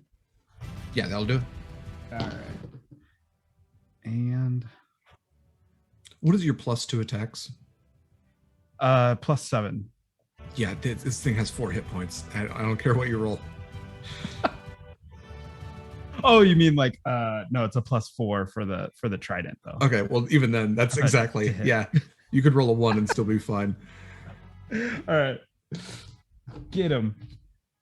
So I miss Okay. with 1, and then I'm gonna go to try to skewer him. Yeah, you're very accurately embodying Aquaman right now. We need to make you like late 90s Aquaman, where you have like a hook hand that's also like a rope attached to it, or like a hand that's just made of water. Okay, yeah, Proximus. The regular kua-toa are down. The others are grappled by this hulking crab. You have some time left on your domination of this hulking crab. All right. Anything else for your turn? No, that's it. I'm gonna Okay. kind of see where everybody else is at. Yeah. So Elios has started to make it towards the surface. Elios is climbing up the chain. Scarlet has swum further up than the rest of you. Winnie, it is your turn. You just saw Proximus take out the one that had tried attacking Scarlet. And you have the chest. You haven't grabbed that stuff in the pile of goods in case you want to do that, but otherwise you can make a break for the surface. She wants it, but she knows where it is. She can come back for it later, maybe. Because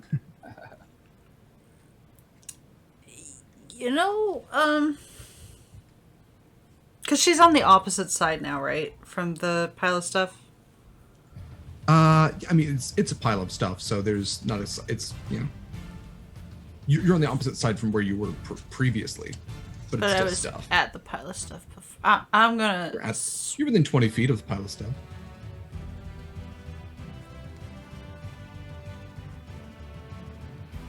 Except... No, I shouldn't.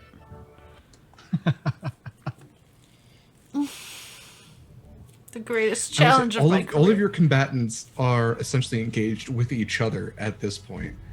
Oh, well, if that's the case, yeah, I'll grab the stuff. Okay. Yeah, actually, I'm probably going to rule at this point because Dominate Beast lasts for a minute. Mm-hmm. These things are probably going to get eaten on their next turn. It's a huge crab. These things are small. It's got those...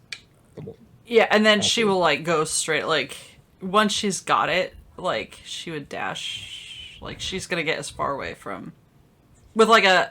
Proximus! We're leaving! I'm right behind you. So Winnie, in your the arms which already have a chest, you are able to grab a shield, a dagger, and you also see that there is a crate that has 6 potions in it as well.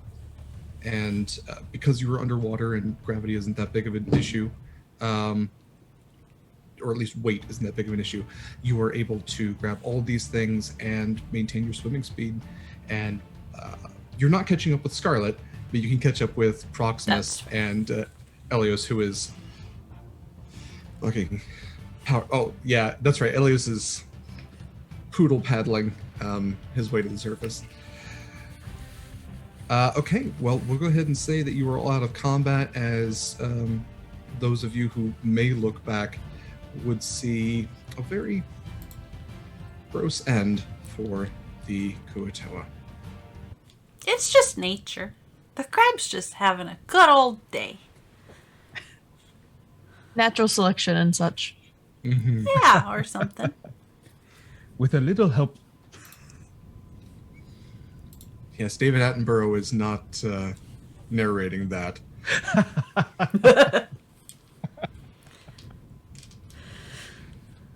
Okay, are you all making it back to the Innocents? Yes. Mm-hmm. Yep.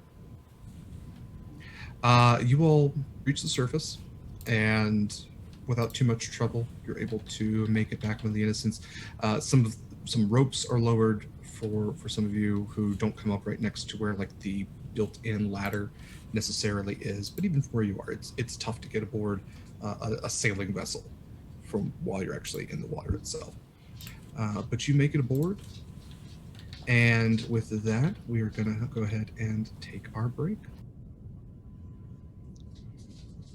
So Wait, thank you all. before we go to break.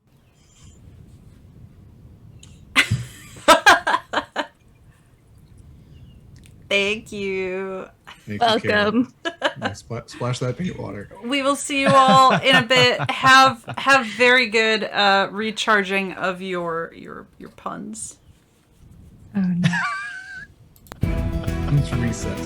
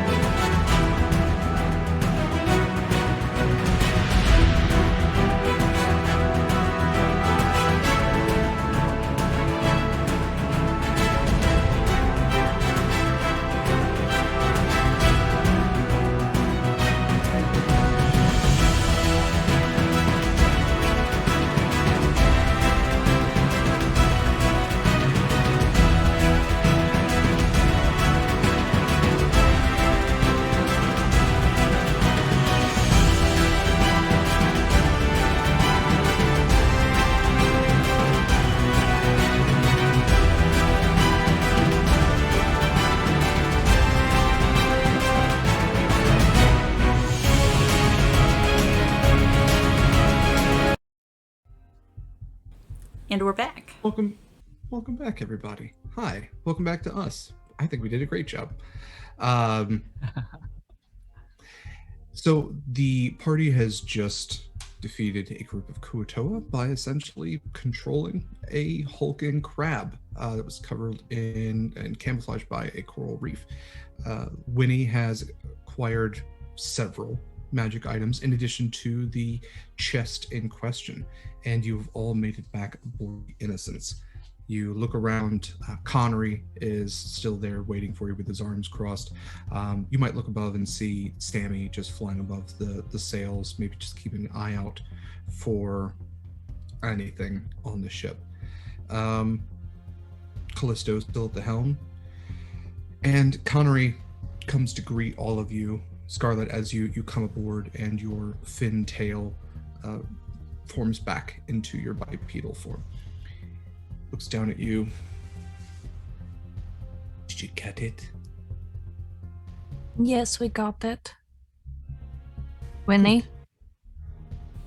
Yeah, it's right here. She's going to, like, with her, like, armload of stuff, like, just, like, I see you all shake chose it. to take a swim. It was underwater. How did you think we were going to get it? It's fine. Did you have any problems or any boo-boos? None that we can't take care of ourselves. If not, go to the infirmary. It's not a bad idea. But the Proximus chest, looks over at Elios. the chest goes with me. It stays with me. Those were, oddly enough, Eula's orders. Good. Speaking of, she did place you essentially in charge of this mission. What would you like to do with the Red Owl?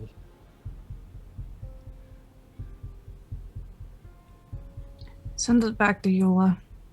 We always need more ships. Aye, aye. And the sailor that came with it, Mm-hmm. The fresh Do it. meat, as you call them. do whatever you want. All right, New then. plaything. I mean, he probably knows some things. Like, it'd be a waste of a sailor just to, like... Oh, don't worry, Winnie. It won't be a waste. We'll use all the parts. See, I don't like it when you say it He like that. should know things about the Empire. Yeah, We could use that. yeah. See? He knows. He's a lowly crewmate. He doesn't know anything about the Empire any more than any of us do. You don't think half of our crew came from Imperial ships? Yeah, but, like, he's new. Maybe there's new information. One way or another, we'll get information out of him. Like I Stay in said, the brig for a few days if any of you need anything from him. it might take a thing or two. As you say, And- it's a plaything. With that, Scarlet will head to the infirmary. Okay. With the chest. Yes. What are the rest of you doing? Going to my room and staring at the wall. Okay. You got 4 of them to stare at. What time of day is it? It was about noon when you first got there. Probably been a few hours, so it's getting to be middle of the afternoon. Probably getting close to evening at this point. Proximus goes up to Winnie and is, Winnie, I have been sleeping in a closet lately, and where is everybody supposed to be? Because I'm not getting very much rest there. Oh no! I think there's quarters. She will give some, like, terrible directions. Like, it would lead you where she's intending you to go, but it's not well described. Like, you go down the stairs, and then you'll pass a couple doors. You don't want to go in the first one because there's stuff like she's just going to explain everything that's in all the doors you shouldn't go in.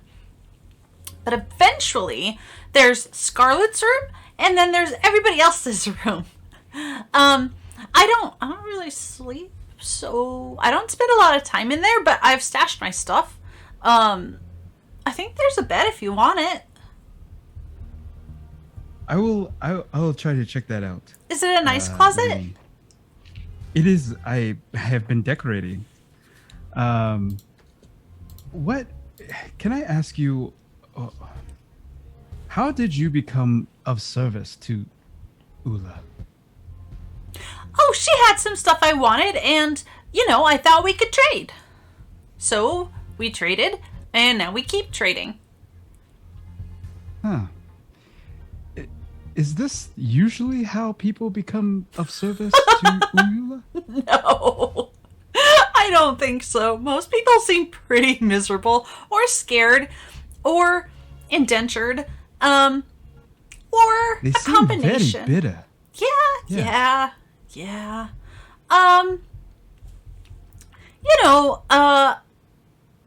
I think she has a way of doing things that works for her.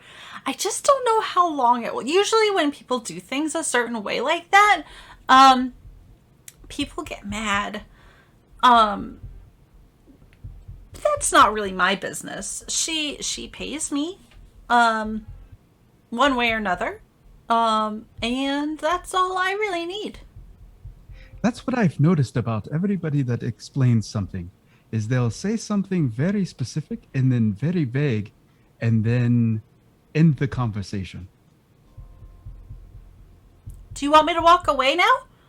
Would that make the conversation more No, I appreciate all of your information, Winnie. One more question. Did you have a surface day like Scarlett did? What does that mean? Look, Scarlett sort of has, she has, what you might call special circumstances. And that's kind of, it's not really right for me to, I feel bad talking about her, because she's really a private person. You obviously are uncomfortable, and I do not want to make that uncomfortable for you. So yeah, no, I will. It's sort of a big deal to her. Yeah, but maybe be nice about it. She'll be mean about it, but if you're nice about it, sometimes she opens up. Not like an oyster, with the shucking knife and everything. You don't want to do it like that. She would not appreciate that. She seems but very with a layered. fish, how if you tickle a fish, it'll be like a friend. Don't tickle her either. She'd hate it. Oh my gods! Do not tickle her. Oh. I feel like I'm getting conflicting information from you. That's fair. Yeah, Winnie, I personally appreciate you. don't really have a surface date because I'm not so good with dates. And it's not really I go up, I go down. Some people have more notable things. It's very interesting. All right. Well, thank you very much. Yes. I hope you get some good sleep. I will. I will try to find this place where everyone else sleeps. You're trying to walk away from the conversation, aren't you? I'm getting better about picking that this up. is me leaving. Okay. Yes. Okay. Good night. Thank you. Goodbye. And I'm gonna go try to find the room with Elios. Yep. Okay. So yeah, Proximus, you make it to the room that has 3 mattresses, a bunk bed, a desk, Elios staring at the wall. You might even see that there is Scarlett's room, which I believe was to the left as you're walking in this narrow hallway. Scarlett's was to the right. Scarlet's was to the right. Okay, I'm getting that mixed up. So Scarlet's to the right, and so you go into the left and you see, because I honestly was under the impression that you were in the closet in that room, not just a closet. Good to know.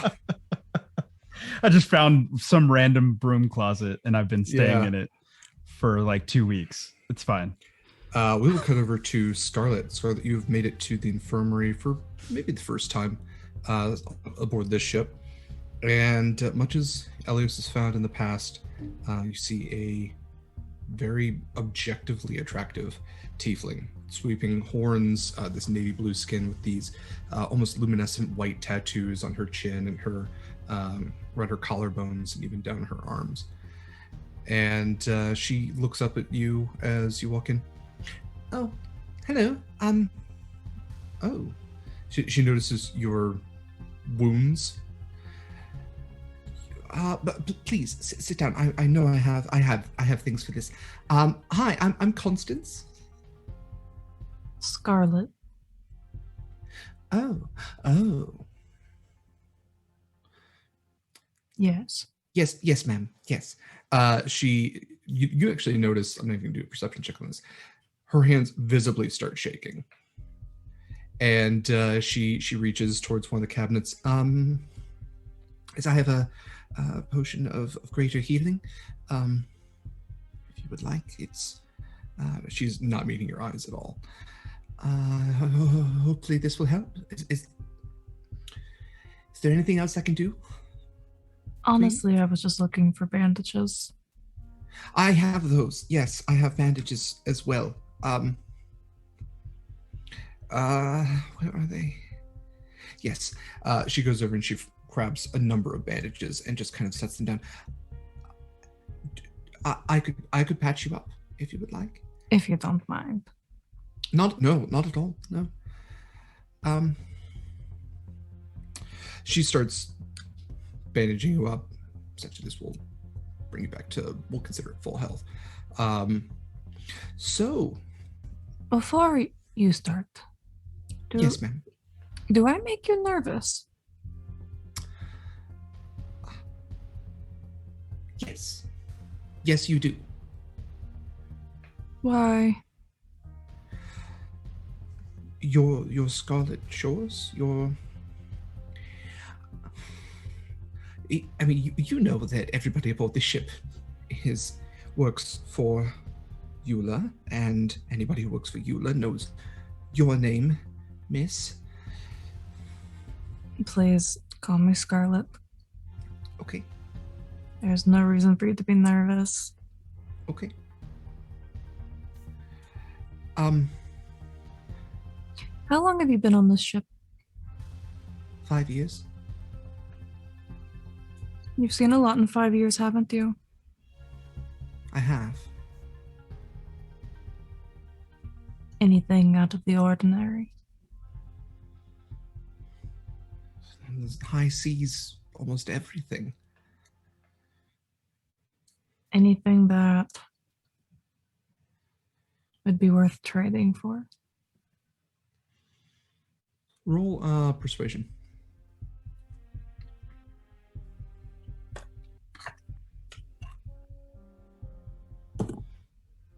$18.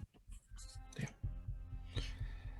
She looks down for a second and tries to think, like, you know, she knows you've heard sailor stories and everything else. What's really going to get you? It was before I was on the Innocents. I spent some time aboard an Imperial vessel. A lot of us did. It was a merchant vessel. There was one night when something passed through our ship.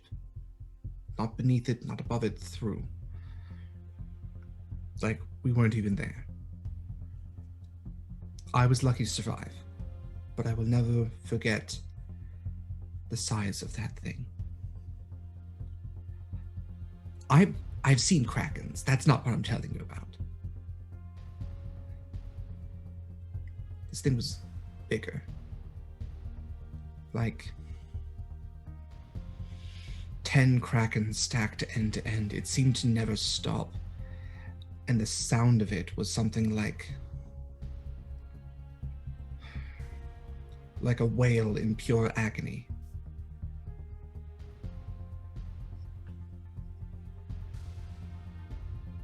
I don't know what it was. I've never heard anyone else who's seen something like that. I barely survived. We were lucky that there was a ship passing through within the next week. I just floated there hoping.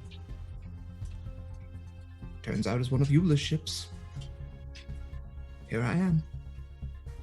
You've been here since. I have. Life for a life. I know that very well. You mentioned trade? Yes, what would... You've given me more information than I could have ever asked for. Is there anything that I could give you? Could you tell me about Elios?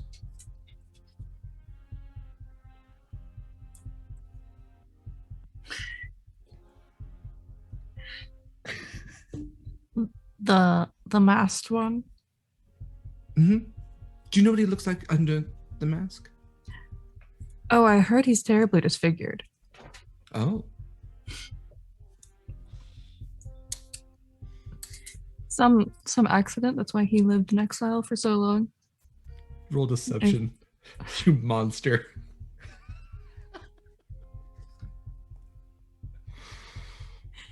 Oh no, wait. It's an 11.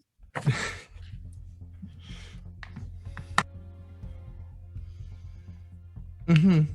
Mm-hmm. That's why he's not very good with people. He lived by himself, he chose to. Didn't think he needed anyone.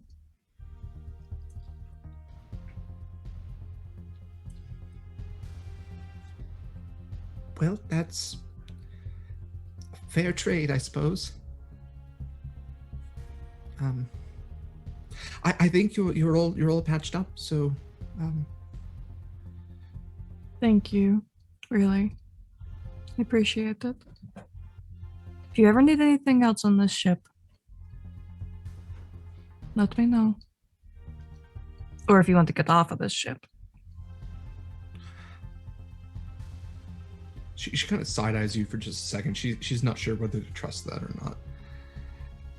I'm sincere. I will.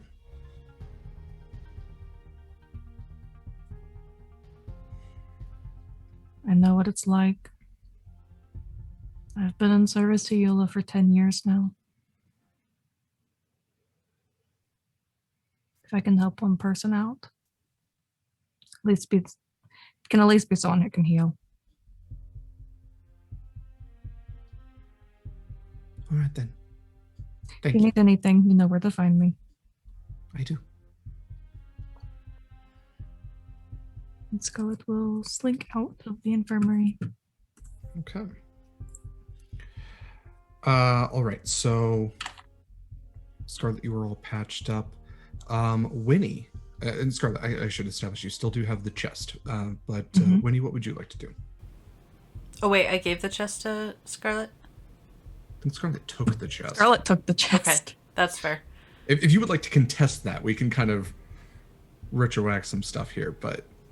No. You can have everything else but the chest. Yeah. No. No. Winnie would have given it to her anyway, but in which case she is going to after everyone sort of like breaks and goes off to do their own things, she is going to climb up to see the Flittons and the Tressum, and she's going to figure out what that noise is, spend a little time with them and like pet them and just tell them how cute they are and make sure that that little toy she made still works. And then she will spend some time out of the crow's nest, trying to identify the... Real quick. Oh, no. Okay. No, you want to identify the items? What's the real quick? while you're in the crow's nest and you're playing with the Flittons, and it's very adorable and cute, and Demona loves you very much, and you help save your Flittons, and she's indebted to you. You have one of the best points of view on the ship. It's the crow's nest. I do. The sun is starting to set at about this point. It's getting lower in the western sky. That's terribly romantic. It really is. Go ahead and roll for perception. Can she cuddle Demona first? Yes, you are holding a winged cat. Do you want to get Steve for props right now? Do you have a cat on hand? I don't. He's being an old man today. What is my perception? 17. Okay. It's as you're romantically looking out to the setting sun, holding onto a cat, that you realize that there's something else which is almost blocking out a portion of the sun, this silhouette. And you essentially see what almost looks like an island, except it is moving closer to you. And Sammy is kind of out that way too, but he kind of flies down next to you as you're looking out. Hey there, Winnie. Spend some time with Demona there, eh? Yeah. I was. It's been a long day. Sammy. You dropped the cat? Do you? No, I think I just bumped the toy that I gave. Do you see that out there? Is that just me? That thing that's like. It looks like to where you're pointing, and kind of from his belt, flicks open a spyglass, and holds it up, and his beak mouth just drops, and he just starts squawking to the ship. You haven't actually raised anchor at this point. This was going to kind of be like you had a resting point. The red owl is right next to you. He starts just squawking very loudly, and you start seeing all of the sailors below just hurrying to their positions. I will say, if any of you would like to do something while this is happening, you certainly can. Winnie, you're kind of in the crow's nest, so that's your deal for this. But the anchor is quickly raised, the sails unfurl, and you start making headway very quick. Within like less than a minute, the ship is on its way, and he turns to you and he says, Listen, Winnie, don't talk about this in front of any of the crew, all right? Is that fair? Okay. Can I ask you that? Okay. They're gonna maybe notice that in a minute. No, it's all right. They can't move. It doesn't move incredibly fast. We've heard about that before, and no, the innocence is pretty fast. We'll be able to get away just fine. Just Oh, good. What is it? Would I actually know what it is from its? I mean, I know he would have a better eye on it than I would, but like. Sure, you would know that there's, a number of large things in the water. Something that big. Go ahead and roll for nature, if you would like. I would like. I will also let my questions Or stand. you can roll for persuasion if you want Sammy to tell you. 6 of one, half dozen the other. It's a 12 on either. I like Sammy, so let's persuade him. Our best persuasion. You know what? You have thoroughly won Sammy over. You have advantage on charisma checks with Sammy. Oh, because of the Tressums. Because you saved Sammy's best friends. That's 22. Okay. There's fear in his albatross eyes. Winnie, you ever heard of a Zeratin? Does that ring any bells? I would assume maybe. Yes. Maybe. You know what a dragon turtle is, right? Oh yeah. Big dragon turtle sort of I thing. love them. They're like those, less dragon and even bigger. They're like living islands more than anything. And But not Sometimes. friends. They can be. They're not inherently bad. But sometimes bad people get hold of them and turn them into bad things. And Winnie, that's an imperial fortress, which was built on top of a Zeritin. No. That's okay. That's. We've heard that the Empire's starting to make a navy out of them. They have cannons and ballista and all sorts of siege weapons, and they're living, mobile fortresses to eliminate folk like us from the seas. So we just attacked, more or less, an Imperial ship, and now an Imperial fortress has come to check in on you. We didn't. No, we saved someone. We just got here. They were already dead. Or something. Yeah, you're aboard the Innocence, love. That's... We have a certain reputation to us. So It's they're not... It's gonna be fine.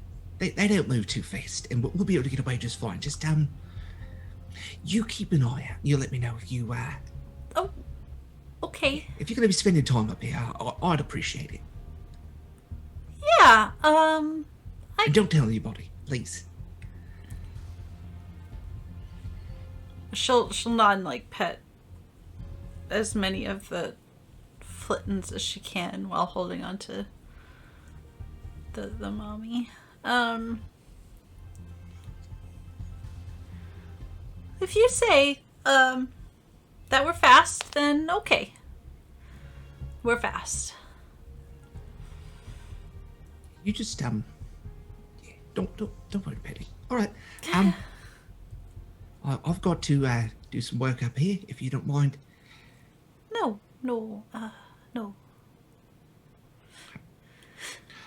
So with that, Winnie will come back to you for identifying those items, unless you wanted to identify them while you were up there, in which case we can just tie that into everything that happened before.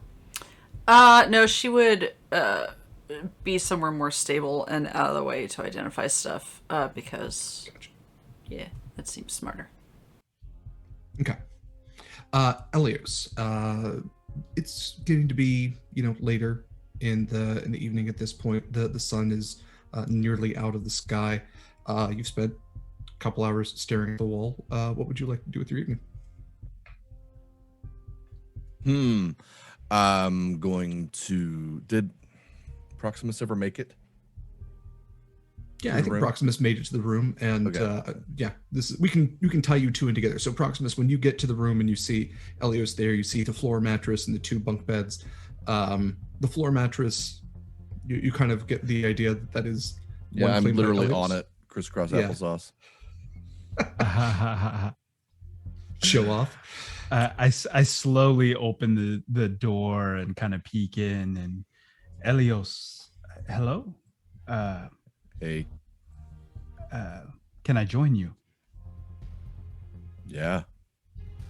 And he walks over, kind of placing his weapons down and out of the way, and then sits down and slowly does a crisscross applesauce, like on the deck next to him, not on the mattress, but just next to him, and it's very awkward. Like he's using his arms to literally place his legs underneath him.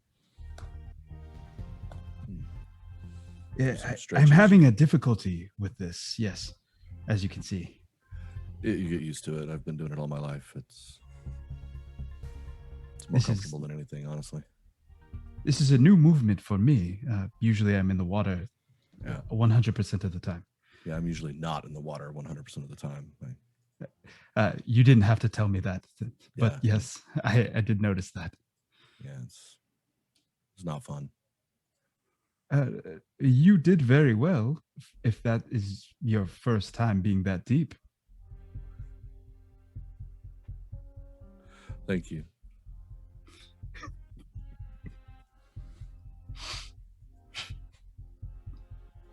So, yeah. I don't know much about you. Have you met Tritons before? No, I have not. Oh, You're the first. well, I've noticed that you fight with your fists more than a weapon, and this is something new to me. I'm not sure if our people ever do this. Yeah, that I've been doing that all my life too. I do have a weapon, and I kind of reach over and my quarterstaff, and like I use it sometimes, but I'm just as effective with these. Yeah, I could tell it is very strong. What is that fighting style that you use? Well, I there's different versions of what I do. I follow the way of mercy. That's why I wear this mask, and it's just part of the school that I'm from, I guess you could say. But I've trained myself to use my hands not just to harm, but to heal as well. It's. I try to do the same thing. I get caught up in the fighting sometimes. Yeah. So,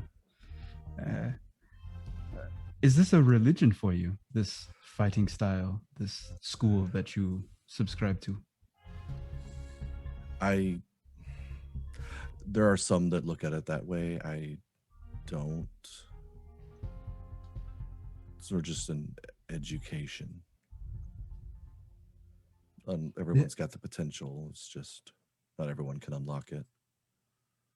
That's amazing that you are able to do that for such a few that are able to do this. I mean, you do magic, so I mean that's pretty amazing itself. So I feel like these gifts have been given to me because of my religion and who I follow. But like you, I see train all the time, Yeah. and I was wondering if I could join you in those trainings sometime. Sure. Yeah, I don't see why not. It's mostly running and stretching and.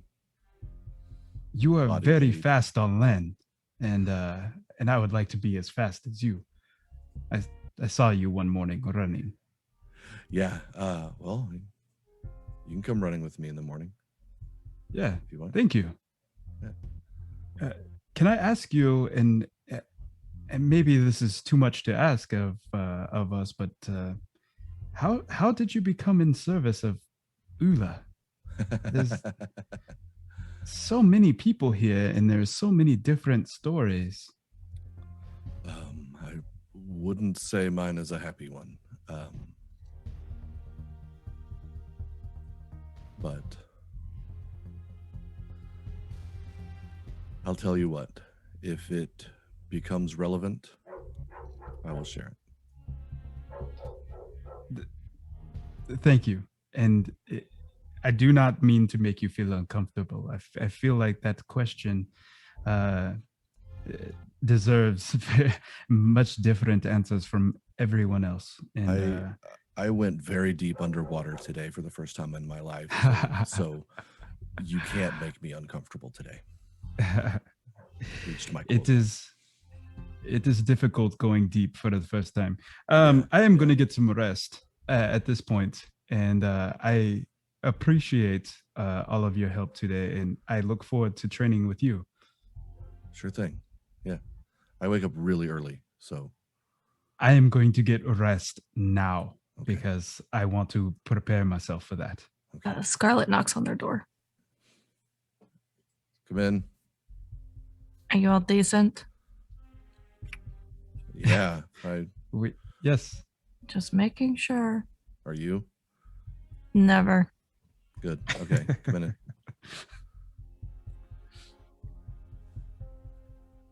I had an interesting conversation with the ship's surgeon. Oh, yeah? Let's see. Those kind of perks up a little bit. Yeah, she asked me about you, Helios.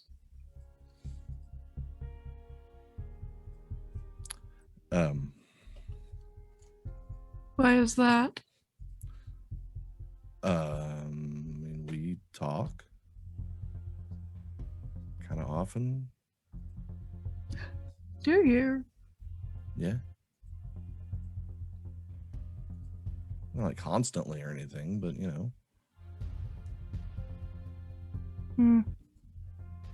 Well, I told her you don't do people. Why? Because you don't. You live in exile and you don't talk to anybody else. I live with people. There were people. But you keep to yourself now? That's because I'm He actually shy. said that he was going to train me. Yeah. I feel like we are becoming fighting brothers. It is like a family. Do you want to train with us in the morning? No.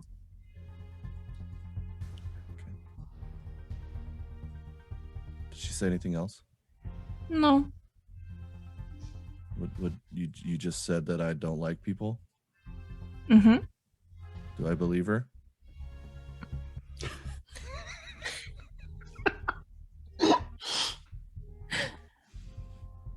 Kaila, does how deceptive is Scarlet being right now? Super. Super deceptive. Super. Do you want to leave it up to a roll, or do you just want to say that Scarlet is super deceptive? No, we can roll. Okay. So yeah, Elios insight, Scarlet deception.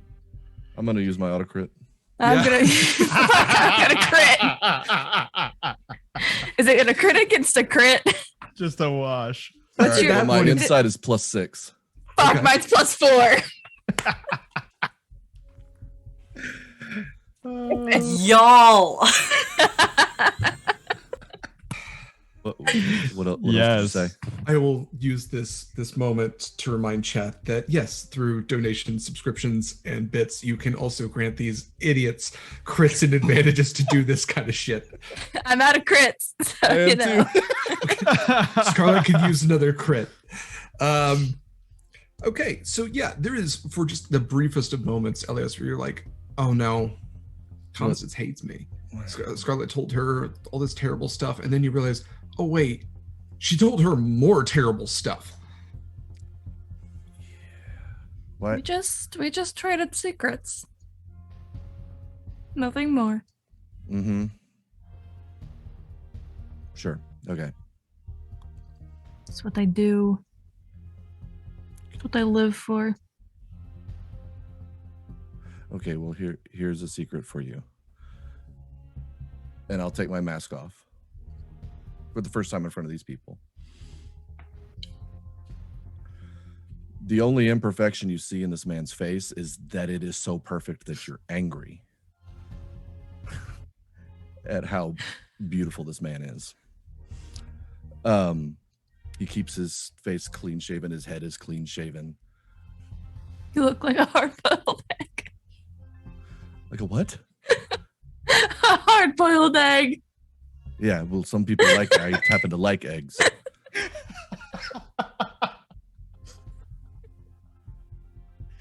Well, now you know a secret about me. You know what I actually look like. And see, I am a human. I'm not an elf or anything else. No, I knew you were a human. That's fine. You told me that. Yeah, most people knew. Yeah, I don't. But anyway, Glad to know your face. yeah, it's my But, face. Elias, you are beautiful. Thank you. Proximus, don't encourage this. But in light of what I usually do for secrets, what would you like in exchange? I want to know what you actually told her. Told her you were disformed. Why? For the lulz. Because I was angry she was asking about you.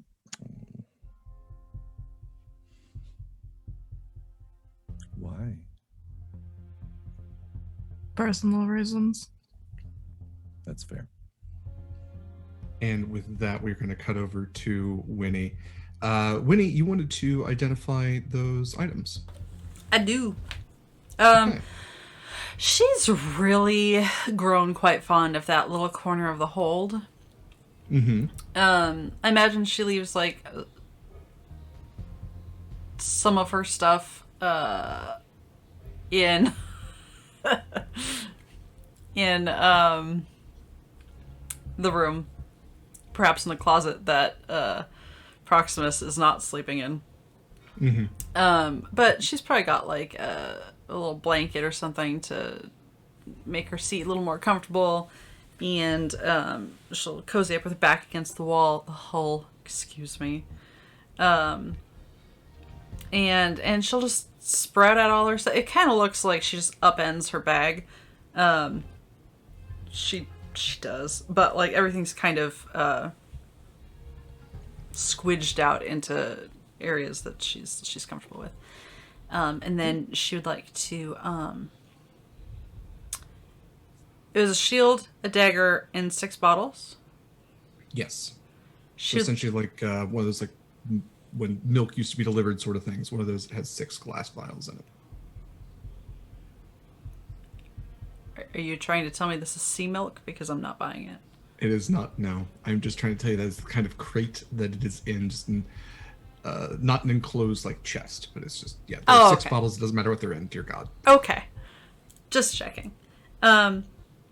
She will identify the dagger first. Okay. Taking all necessary precautions. I know that like there's no mechanical benefit to that, but like just she's being smart about it. Sure. So you're using the spell identify? Yes, please. Oh. Okay. I will also say for everybody's benefit, there has not been enough time for a long rest at this point, but you can use short rest stuff if you would like. But Winnie, this dagger, you pull it from its hilt, and it's kind of strange. It's not made of metal. It seems to be made of bone. And as you use identify, you realize that this is dragon bone.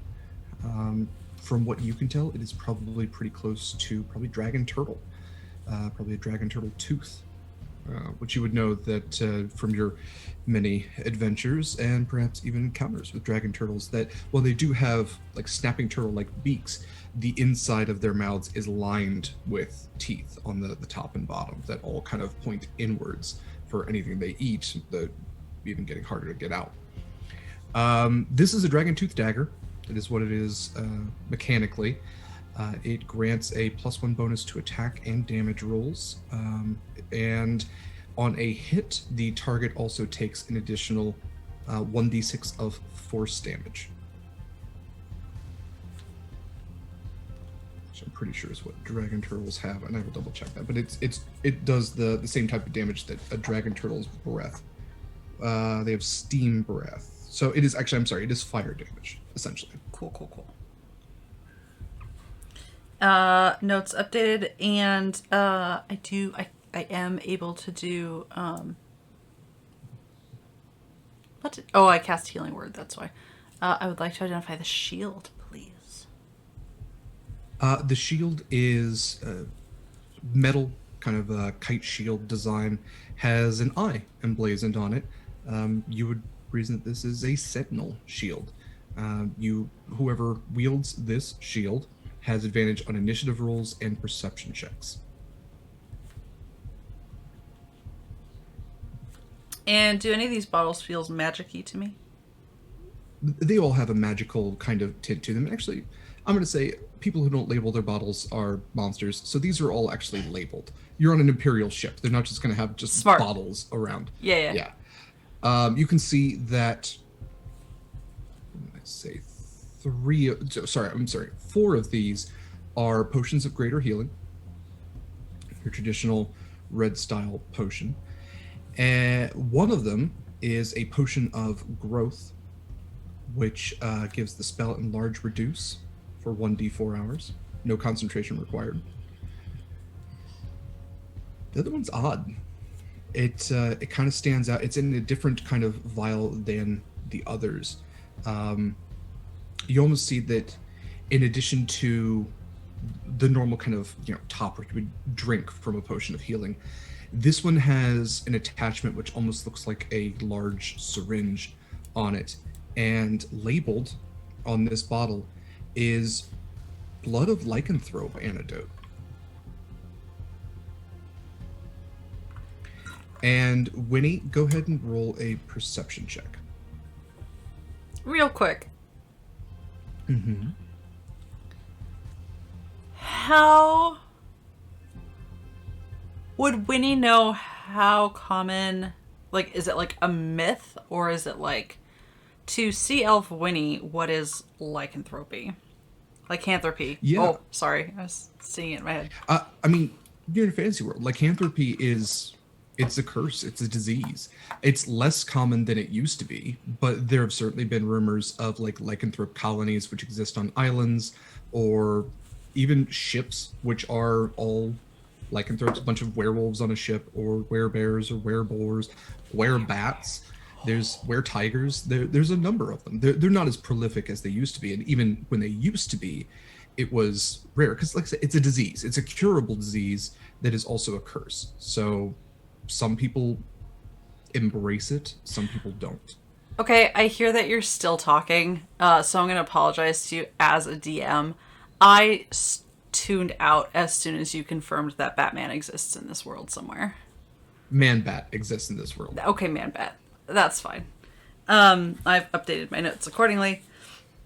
I can play him if you need me to. Oh, yes. Rachel. Where's Rachel? Where are they?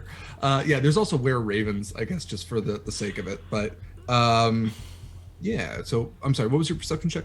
It was, what is my perception? 4. It is 19. Perfect. You can hear, you're down in the hold, which is also where the brig is. The brig isn't like a cell door. It is, it's almost like an extra storage area. It's towards the opposite end. It's towards the stern, whereas you are back at the aft. But you start hearing a pounding coming from that side of the wall, and you start seeing the door start to crack. And well, we're going to cut back to everybody else who is on the top deck now, as the light of the full moon has started to peer in through the porthole windows. And I'll have all of you roll perception checks too.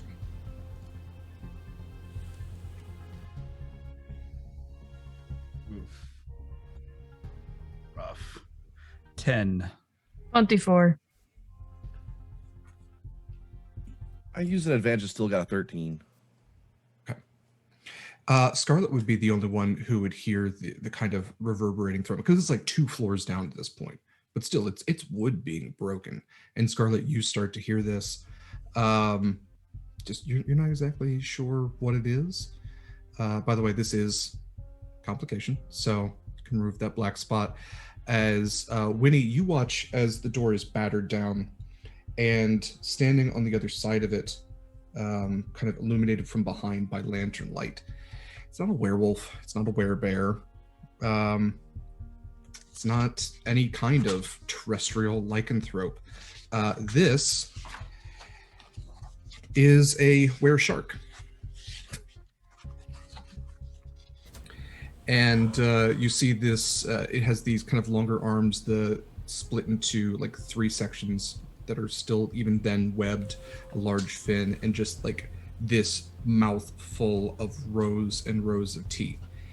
And it sees you as its hands grab either side of the door and just roars. So Winnie, I will have you roll for initiative.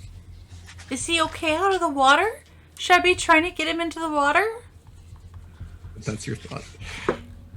Oh dear. First of all, I got distracted by being a jerk.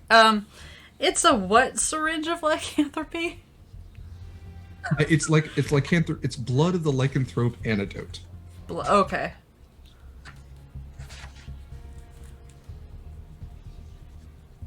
I felt like that might be a relevant piece of information. Yeah, it's almost like there's a reason that was on board the ship in the first place. Yeah. Oh, Geoffrey, my guy, what are you doing? 4 plus 21.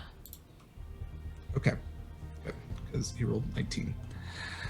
All right. Well, Winnie, you have enough movement. You could probably get to the stairway and try to run, if you would like. Before Geoffrey Shark doo-doo-doo-doo tries to get you. Did we hear the roar? I would say with the perception check, that is, and the wood breaking, Scarlet would have heard at least the roar. Is booking it down to where she heard it from. Okay. Are you notifying anybody else, or is Scarlet just like sassing Elios and then running? I assume her face would be like just a little, just pure shock and just like, oh shit, and then running. Yeah, that I Kaila look face. at It's like, Proximus and I'm like, That's probably not good. that doesn't seem in her character at all. I love that Scarlet's like, yeah, I told your girlfriend you're ugly.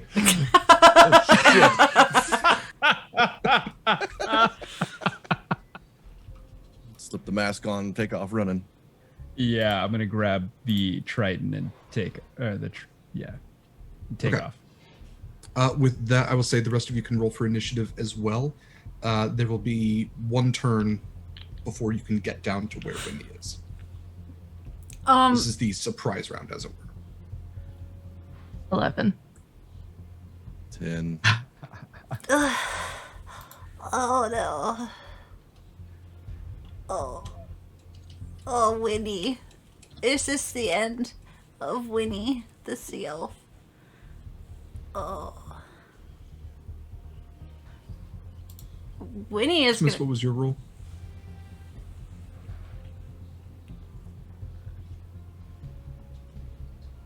Michael, what was your roll?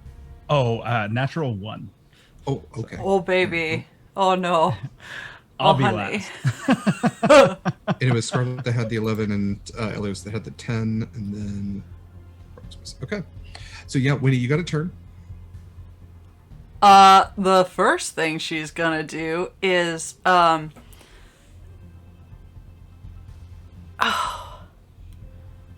spend her movement standing up. Half her movement, right? And she's Half her movement. Yeah, Yeah. you were sitting down. gonna yeah. slap her I hands. wasn't gonna make you, but if you're gonna say it, yeah. Look at me, finally learning the rules to my disadvantage. She's gonna slap her hands together, and it's kind of like in a cartoon when you strike a bell, and it like does that like vibration and like starts to shake. She's gonna kind of do that as she casts Blur on herself. And I feel really good about that. And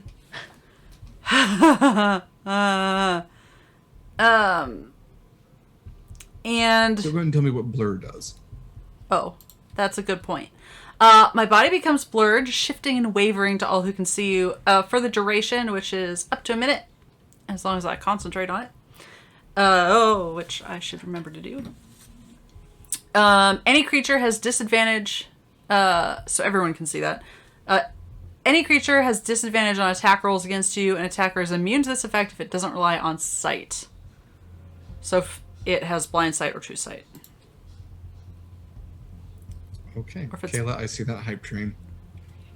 Oh, y'all. Level 3. Hey, y'all, we're gonna have a see you, Shanty, at the end. And please put, if you're doing advantages or crits or what have you, please go ahead and put them in chat for me and I will add them. Yes. Please and thank you. And I will...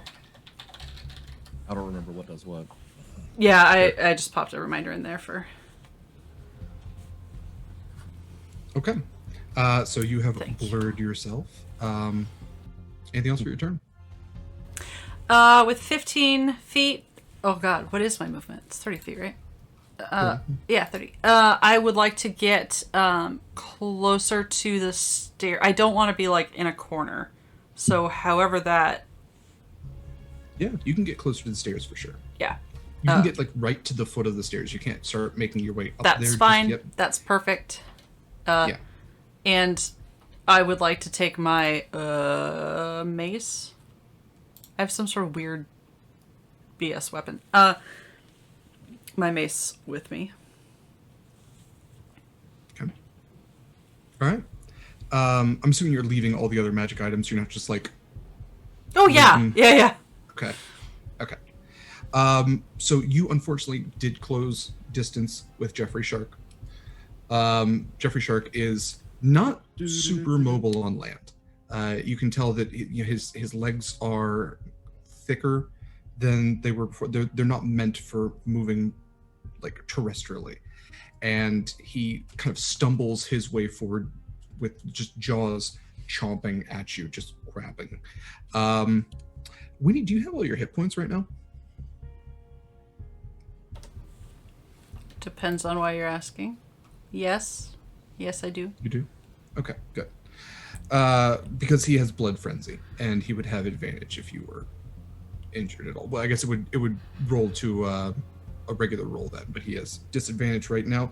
He is going to make 2 bite attacks at you with disadvantage. Yeah. So that is a 9, and that is... I guess it's a 9 plus 6, so that's a 15 and a 15. So that does not hit you. So you get 2 chomps towards you, and you're able to dodge just this massive humanoid shark mouth. Again, just rows and rows of these jagged teeth, just chomps to the left, chomps to the right. We're not doing a dance here. I'm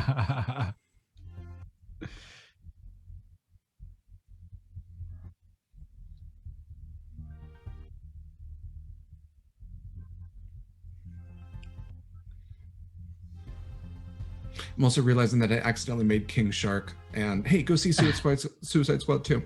Coming to a theater near you. Okay, well, with that, that's like the surprise round. I'm assuming the rest of you are using your movement to get down to the hold. So you are all able to get down to the hold just as it is Winnie's second go around. So Winnie, you're now within melee of Geoffrey Shark. Do.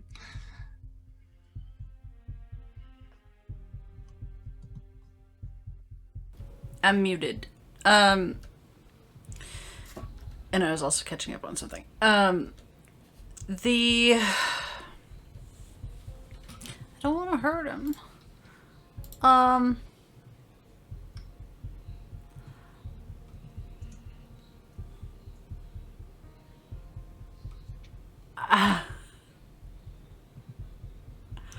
I would like to, remember that for next time. I don't wanna hurt him, but I'm going to just like hold my hand out and like, I'm really sorry about this, and ray of sickness him, and it's just gonna be this like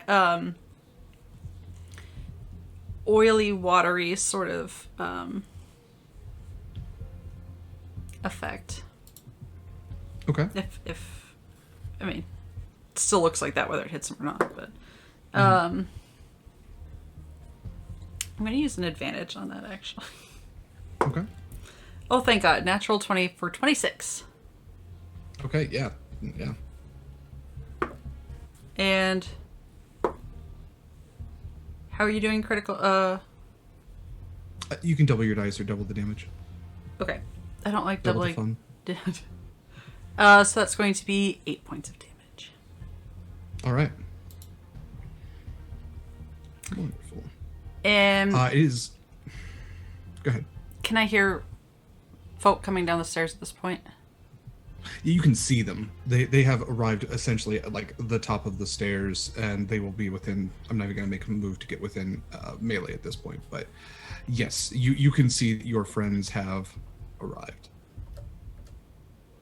But it is Geoffrey Shark's second turn, and I'm pretty sure I have like an abundance of advantages I need to get through. So let's have Geoffrey Shark make a number of attacks here. I'm going to try to take another jump. Let me just mark down what he has left for hit points. There we go. Okay. So Geoffrey Shark is going to take, these are going to be just standard attacks because he has disadvantage because of blur. Okay. That is a 17, which is going to hit. So I'm going to, yeah, because he'll have advantage one way or another. And that is a 19. Okay. So 2 of these bites are going to land. You are going to take 48 plus 8. Mechanical question. Sorry Yes. to do this now. No. Can I use a reaction in between, or do they like count as like one? Yeah, you can take a reaction in between. They're two. It's like an extra attack. You can use a reaction for an attack. Absolutely. Okay, I'm gonna use my reaction as to cast Reduce. I want a little baby king shark. Is enlarge reduce a reaction? No, but I'm a warcaster, so it is now. Oh God, yeah, it is. Yes. No, but yes. That war that Whitty served in. Yeah. Yeah. She listens Okay. at family reunions quite often. Go ahead and read me what is reduced to Geoffrey. Well, he has to make a Constitution saving throw I to see if it Okay. even works. That's 17.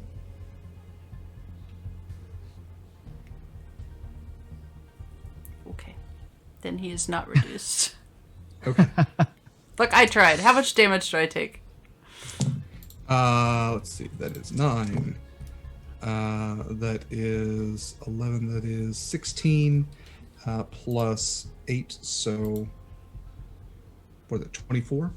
24 points of piercing damage. And I need you to make a Constitution saving throw, please, and thank you. I don't wanna.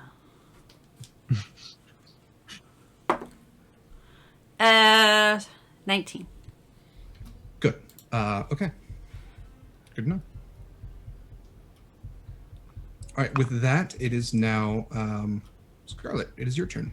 You have just seen this large humanoid shark, this street shark, if you will, take a bite out of crime.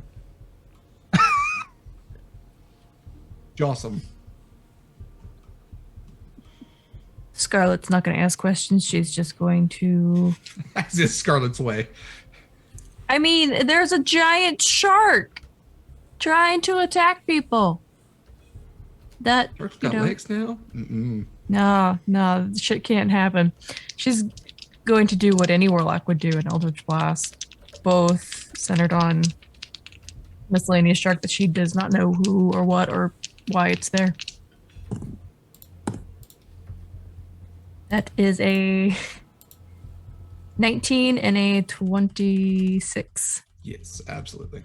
That's what I thought. Oh no. That rolled off my thing. That's a 14 damage on one Okay. and 9 damage on the other. All right.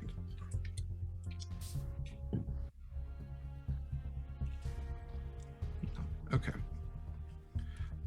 Looking pretty rough at this point. Elios, it is your turn. Oh yeah? Oh yeah. I think I'm gonna go punch him. Yeah, do it. Said you don't bite my friend. And that punch is terrible and I'm gonna use an advantage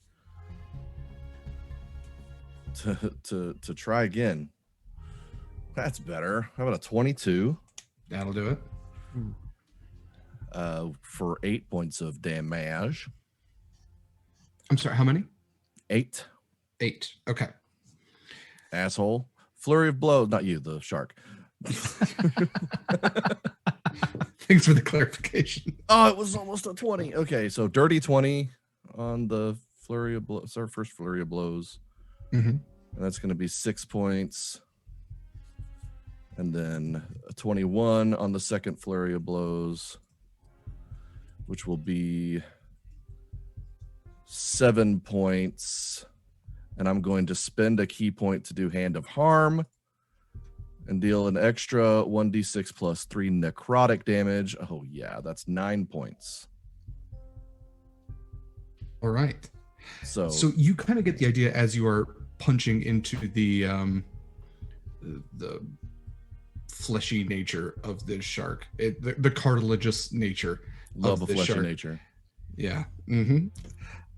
Your regular hits, you kind of get the idea. They're not really doing as much damage, but when you add that like magical tint to it, that's where it's hitting like it should. And you kind of get the idea that it's like, oh wait, lycanthrope, you ain't got them silver knuckle dusters. Yeah, Regular bludgeoning damage that yeah. I have. But this thing is looking incredibly rough, barely hanging on as we get to Proximus's turn. It's not his fault. Try and just knock him out if you can. He doesn't mean it. You can do non-lethal attacks should you want. I don't think he means it. Anyway, you can always kill him later if he does. Me and Scarlet over here like, Right, yeah. I mean, Scarlet was going to eat his eyes anyway, so you know. And there is like sea elf blood everywhere. Yeah. Yeah. Yeah, he's got a pretty significant chunk taken out of her. Yeah, but he is. As you're holding your side, you're like, please don't hurt him. Yeah. All right. So with my well, let's see here. Yeah, with my bonus action, I'm gonna cast Hunter's Mark.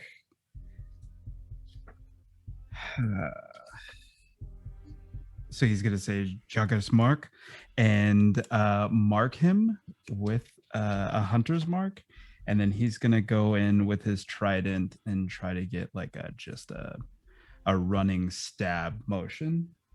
Yeah, you probably don't have to do much at this point because are you using your magical trident as well? Yes, and I'm going to say Slan Godlick, and I am going to use Divine Smite. I know I can roll first and then figure it out, but here we go. I thought I would just call my shot, like off the backboard. Yeah, nothing but net. Yeah. Fuck this guy up. I should ask because this is probably going to be the end of Geoffrey Rush Shark. Are you doing this non-lethally or are you making sure? Oh no. Okay. I believe seeing the blood, Proximus is just seeing red at this point. Sorry. Okay. Yeah, I mean literally. Yeah, smile, you son of a bitch. Let's so that was 17. Remember Quint. 7. Yeah, 17 plus 7 is 24. It's enough is what it is. He has an AC of 12. So the trident 9 points of damage plus 5, that's 14. And that does it. He had 10 hit points left.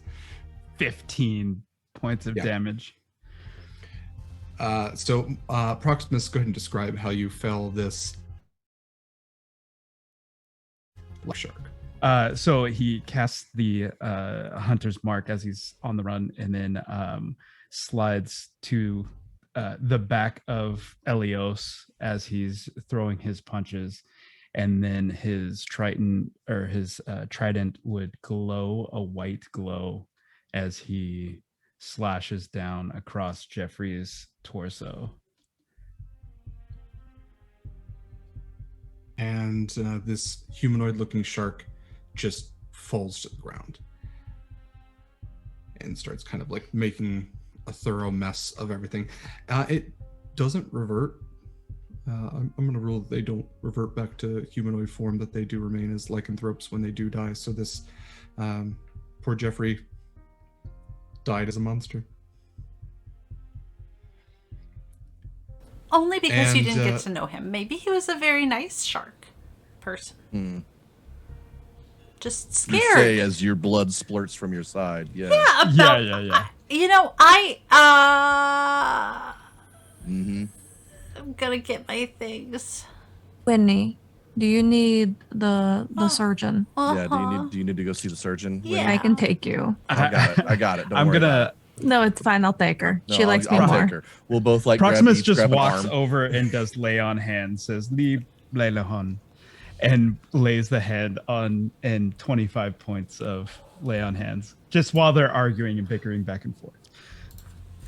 25. Well, we should still make sure. No, I feel great, actually. Thank you, Proximus. Do you? You're welcome, Winnie. Yeah, I mean, I'm gonna need to she puts her hand to her side and mends her her shirt and her bustier, whatever armor thing she's wearing. Yeah, all good. All right, great. Maybe we should yes, tell someone about this. Yeah, I think. At least to get a mop, too, maybe. Oh, Connery's gonna be so mad. I'll deal with Connery. Don't worry. I don't know. We had the water weird things, and he was okay. He'll get over this one. Oh, I'm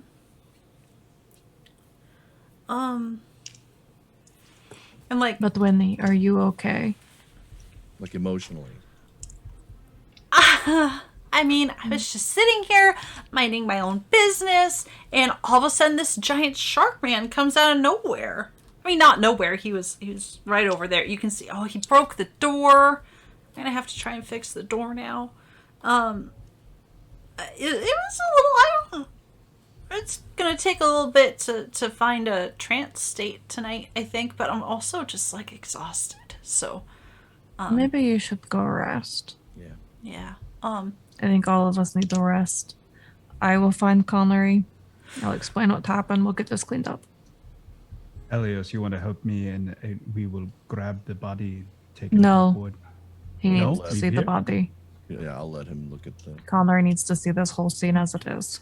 Yep. The other crew will deal with it after.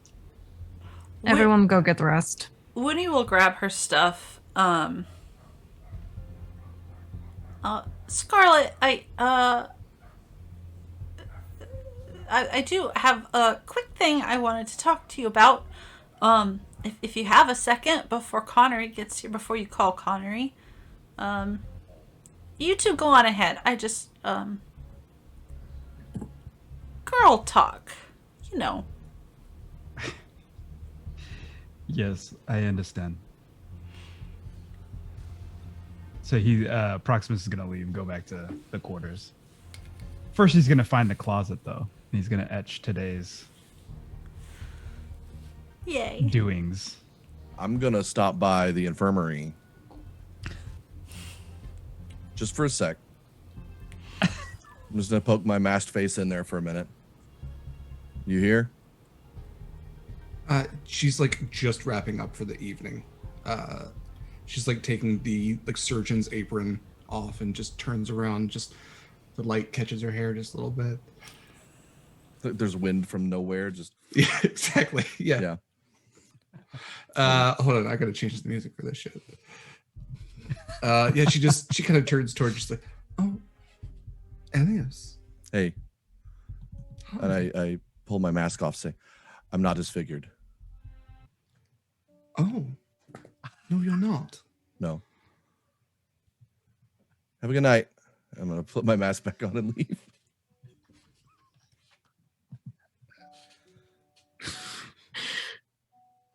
That was nice. Okay. We'll keep this for girl talk. I don't know how heavy girl talk's gonna be, but Girl talk consists of Winnie actually lowering her voice to like a reasonable, like conspiratorial tone, and Hey, Scarlet, you know how you wanted to know about like weird things? Yes. I don't know how big of a deal it is. Today has been really weird overall, so I don't know if I'm blowing this out of proportion or if I'm just a little scattered. Like, this is a lot of fighting for. I don't like fighting. I just like to like get in, get out, you know, like under the cover of. It doesn't matter. Winnie, I get to the point. So you know how we like left the red owl behind and stuff and just like took off? Yes. There was sort of a balls. What are they called? It starts with X, doesn't it? Zeratans, it's a Z. That is not an X at all. An X can make a Z sound. You're So close. There was a Zaratan coming our way. They think it's maybe one of the Imperial fortresses. Just thought you should know. I don't know if they know it was us, but they're there. They're close. And you know this how? Well, I saw it. It was like a shape on the horizon that was getting closer. And usually, shapes on the horizon, getting closer when you're not moving, aren't really a good thing. It took me a while to figure that out. But you knew what this was. No, well, I mean, I know dragon turtles, but no, I asked Sammy. And Sammy knew what this was. Yeah. I He mean, didn't come to me. no, that's why I'm here. To go to you. You know I love you, but for some reason, sometimes people are a little shy around you. Sure. Shy. Thank you, Winnie. I will handle accordingly. Look, I'm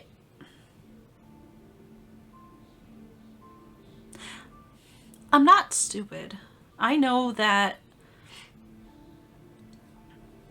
it's... First of all, I've never thought for once that you were stupid. No. And I shouldn't have Ever. used that word. I apologize. But it's your position, and that you act the way you do a lot of the times because you have to, because of your position. And sometimes I don't even know if you want to act that way or not, and sometimes maybe you do, but even when you do, it's not always your choice to act that way. And I don't think there's anything I can do about it, but I just wanted you to know that I know, and I love you anyway, and I'm sorry people are scared of you. Winnie. You know nothing. And Scarlet will walk out. Yeah, I know.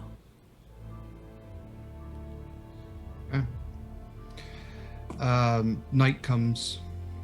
You all head to bed. Scarlet, as you are wont to do, as you are told to do, you check in your journal. Something's different tonight. The pages, even before you open the book, almost feel wet. And there is a sort of energy, a malicious energy coming from your book. And as you open the front page, there are 3 words scrolled across the 2 pages. And every page you flip are the same 3 words repeated over and over throughout the entire book. And in large scrawled handwriting, it just reads, "Open the chest." And we will cut away at that point, many, many nautical miles away, to a floating fortress, flying the banner of the Imperial Navy. It's flying from the parapets. And standing on this moving castle is an Imperial Admiral in his traditional green and blue garb. Golden kind of accoutrement to it. And another soldier comes up to him and says, "Sir, we've investigated the Red Owl. There's nobody left aboard. Seems there was a struggle, and sorry to report, sir, but the chest is missing." And this weathered-looking individual, lines across his face, head shaven cleanly with these kind of mutton chops coming down the sides, just turns towards the younger soldier and says, "Well then, it seems that other ship probably has what we were looking for. Track them. Find them. We can't let anyone else get a hold of that piece." And with that, we are going to end our session for the night. So thank you all for joining us. Let me stop this. Ominous. This is my Elios music. It's literally called Ominous. Thank you all for joining us for another wonderful session of Horizons Call. As always, I'm joined by these incredible people, and I'm going to have them tell you a little bit about themselves and where you can find them in just a moment. Yeah, don't forget you owe us one sea shanty. I do owe you one sea shanty. I will let you do your call outs first. We will end on the sea shanty, which I have been told also has to include some sort of reference to Geoffrey Shark. So I think I found one that might work. I will try to manipulate a sea shanty to include a were shark. Than, if you don't mind starting out and telling us about your lovely self and where we can find you. Hi, I'm Than Rand. You can find me everywhere on the internet at Than Rand. My own channel. Sometimes I don't have a set schedule right now because I'm starting a job on the 12th. Not sure how that's going to affect things, but here on Saturdays with these lovely people, and then other times elsewhere. Thank you, Than. Mikyl. Hi, I'm Mikyl Sandoval. You can find me at Mikyl Sandoval on Instagram and Twitter. I don't do anything but do this. Hey, all right. Have a good one. Thank you, as always, to Mikyl for our incredible character art. Please join me in bullying him to do more character art in the future. Kaila, tell us about your lovely self. Hi, I'm Kaila. You can find me on my Twitter and Twitch at KMC. Twitter has an underscore at the end. You can also find me over on Craftic Studios, where I play a half-elf paladin Diana on our 5e long-term campaign, Saving Face. You can catch that on Tuesday. I will be painting on Thursday and Saturday on my channel this week. And then you'll see me here Saturday. And then I move and take 2 weeks off. So I'm gonna be moving across the country. I'll be super close to some really cool people. You sure are, and you sure will. Yeah, folks, we will be back next week, but then we will be taking a 2-week hiatus after that, so some of these lovely folk can move across the ding-dang country. And of course, last but not least, first in our hearts, Eva, without you, we would not be here. Tell us about your lovely self. Frantically changing commands. Hi, I'm Eva. This is my channel. Thank you so much for coming and supporting us today, next week, and always. It's always so good to see you all. City of Shadows was off this morning. It will be back 2 weeks from now. As I think everyone has said, we will be back next week with more Horizons Call. We do also have, on Sunday, April 11th at 8 a.m. Pacific, one shot of Waterdeep Kitten Heist. And Sunday, April 25th at 3 p.m. Pacific, one shot of Wild Sheep Chase, which should be fun. And we've got more stuff coming up. We have some more horror one-shots in the works, and some other goodies, more long-term stuff on the horizon, as it were. I think that's all I have going on at the moment. I turn it over to our Shanty Master, which Shanty Master. I'm going to change your title on the overlay. Please don't. You really don't want that.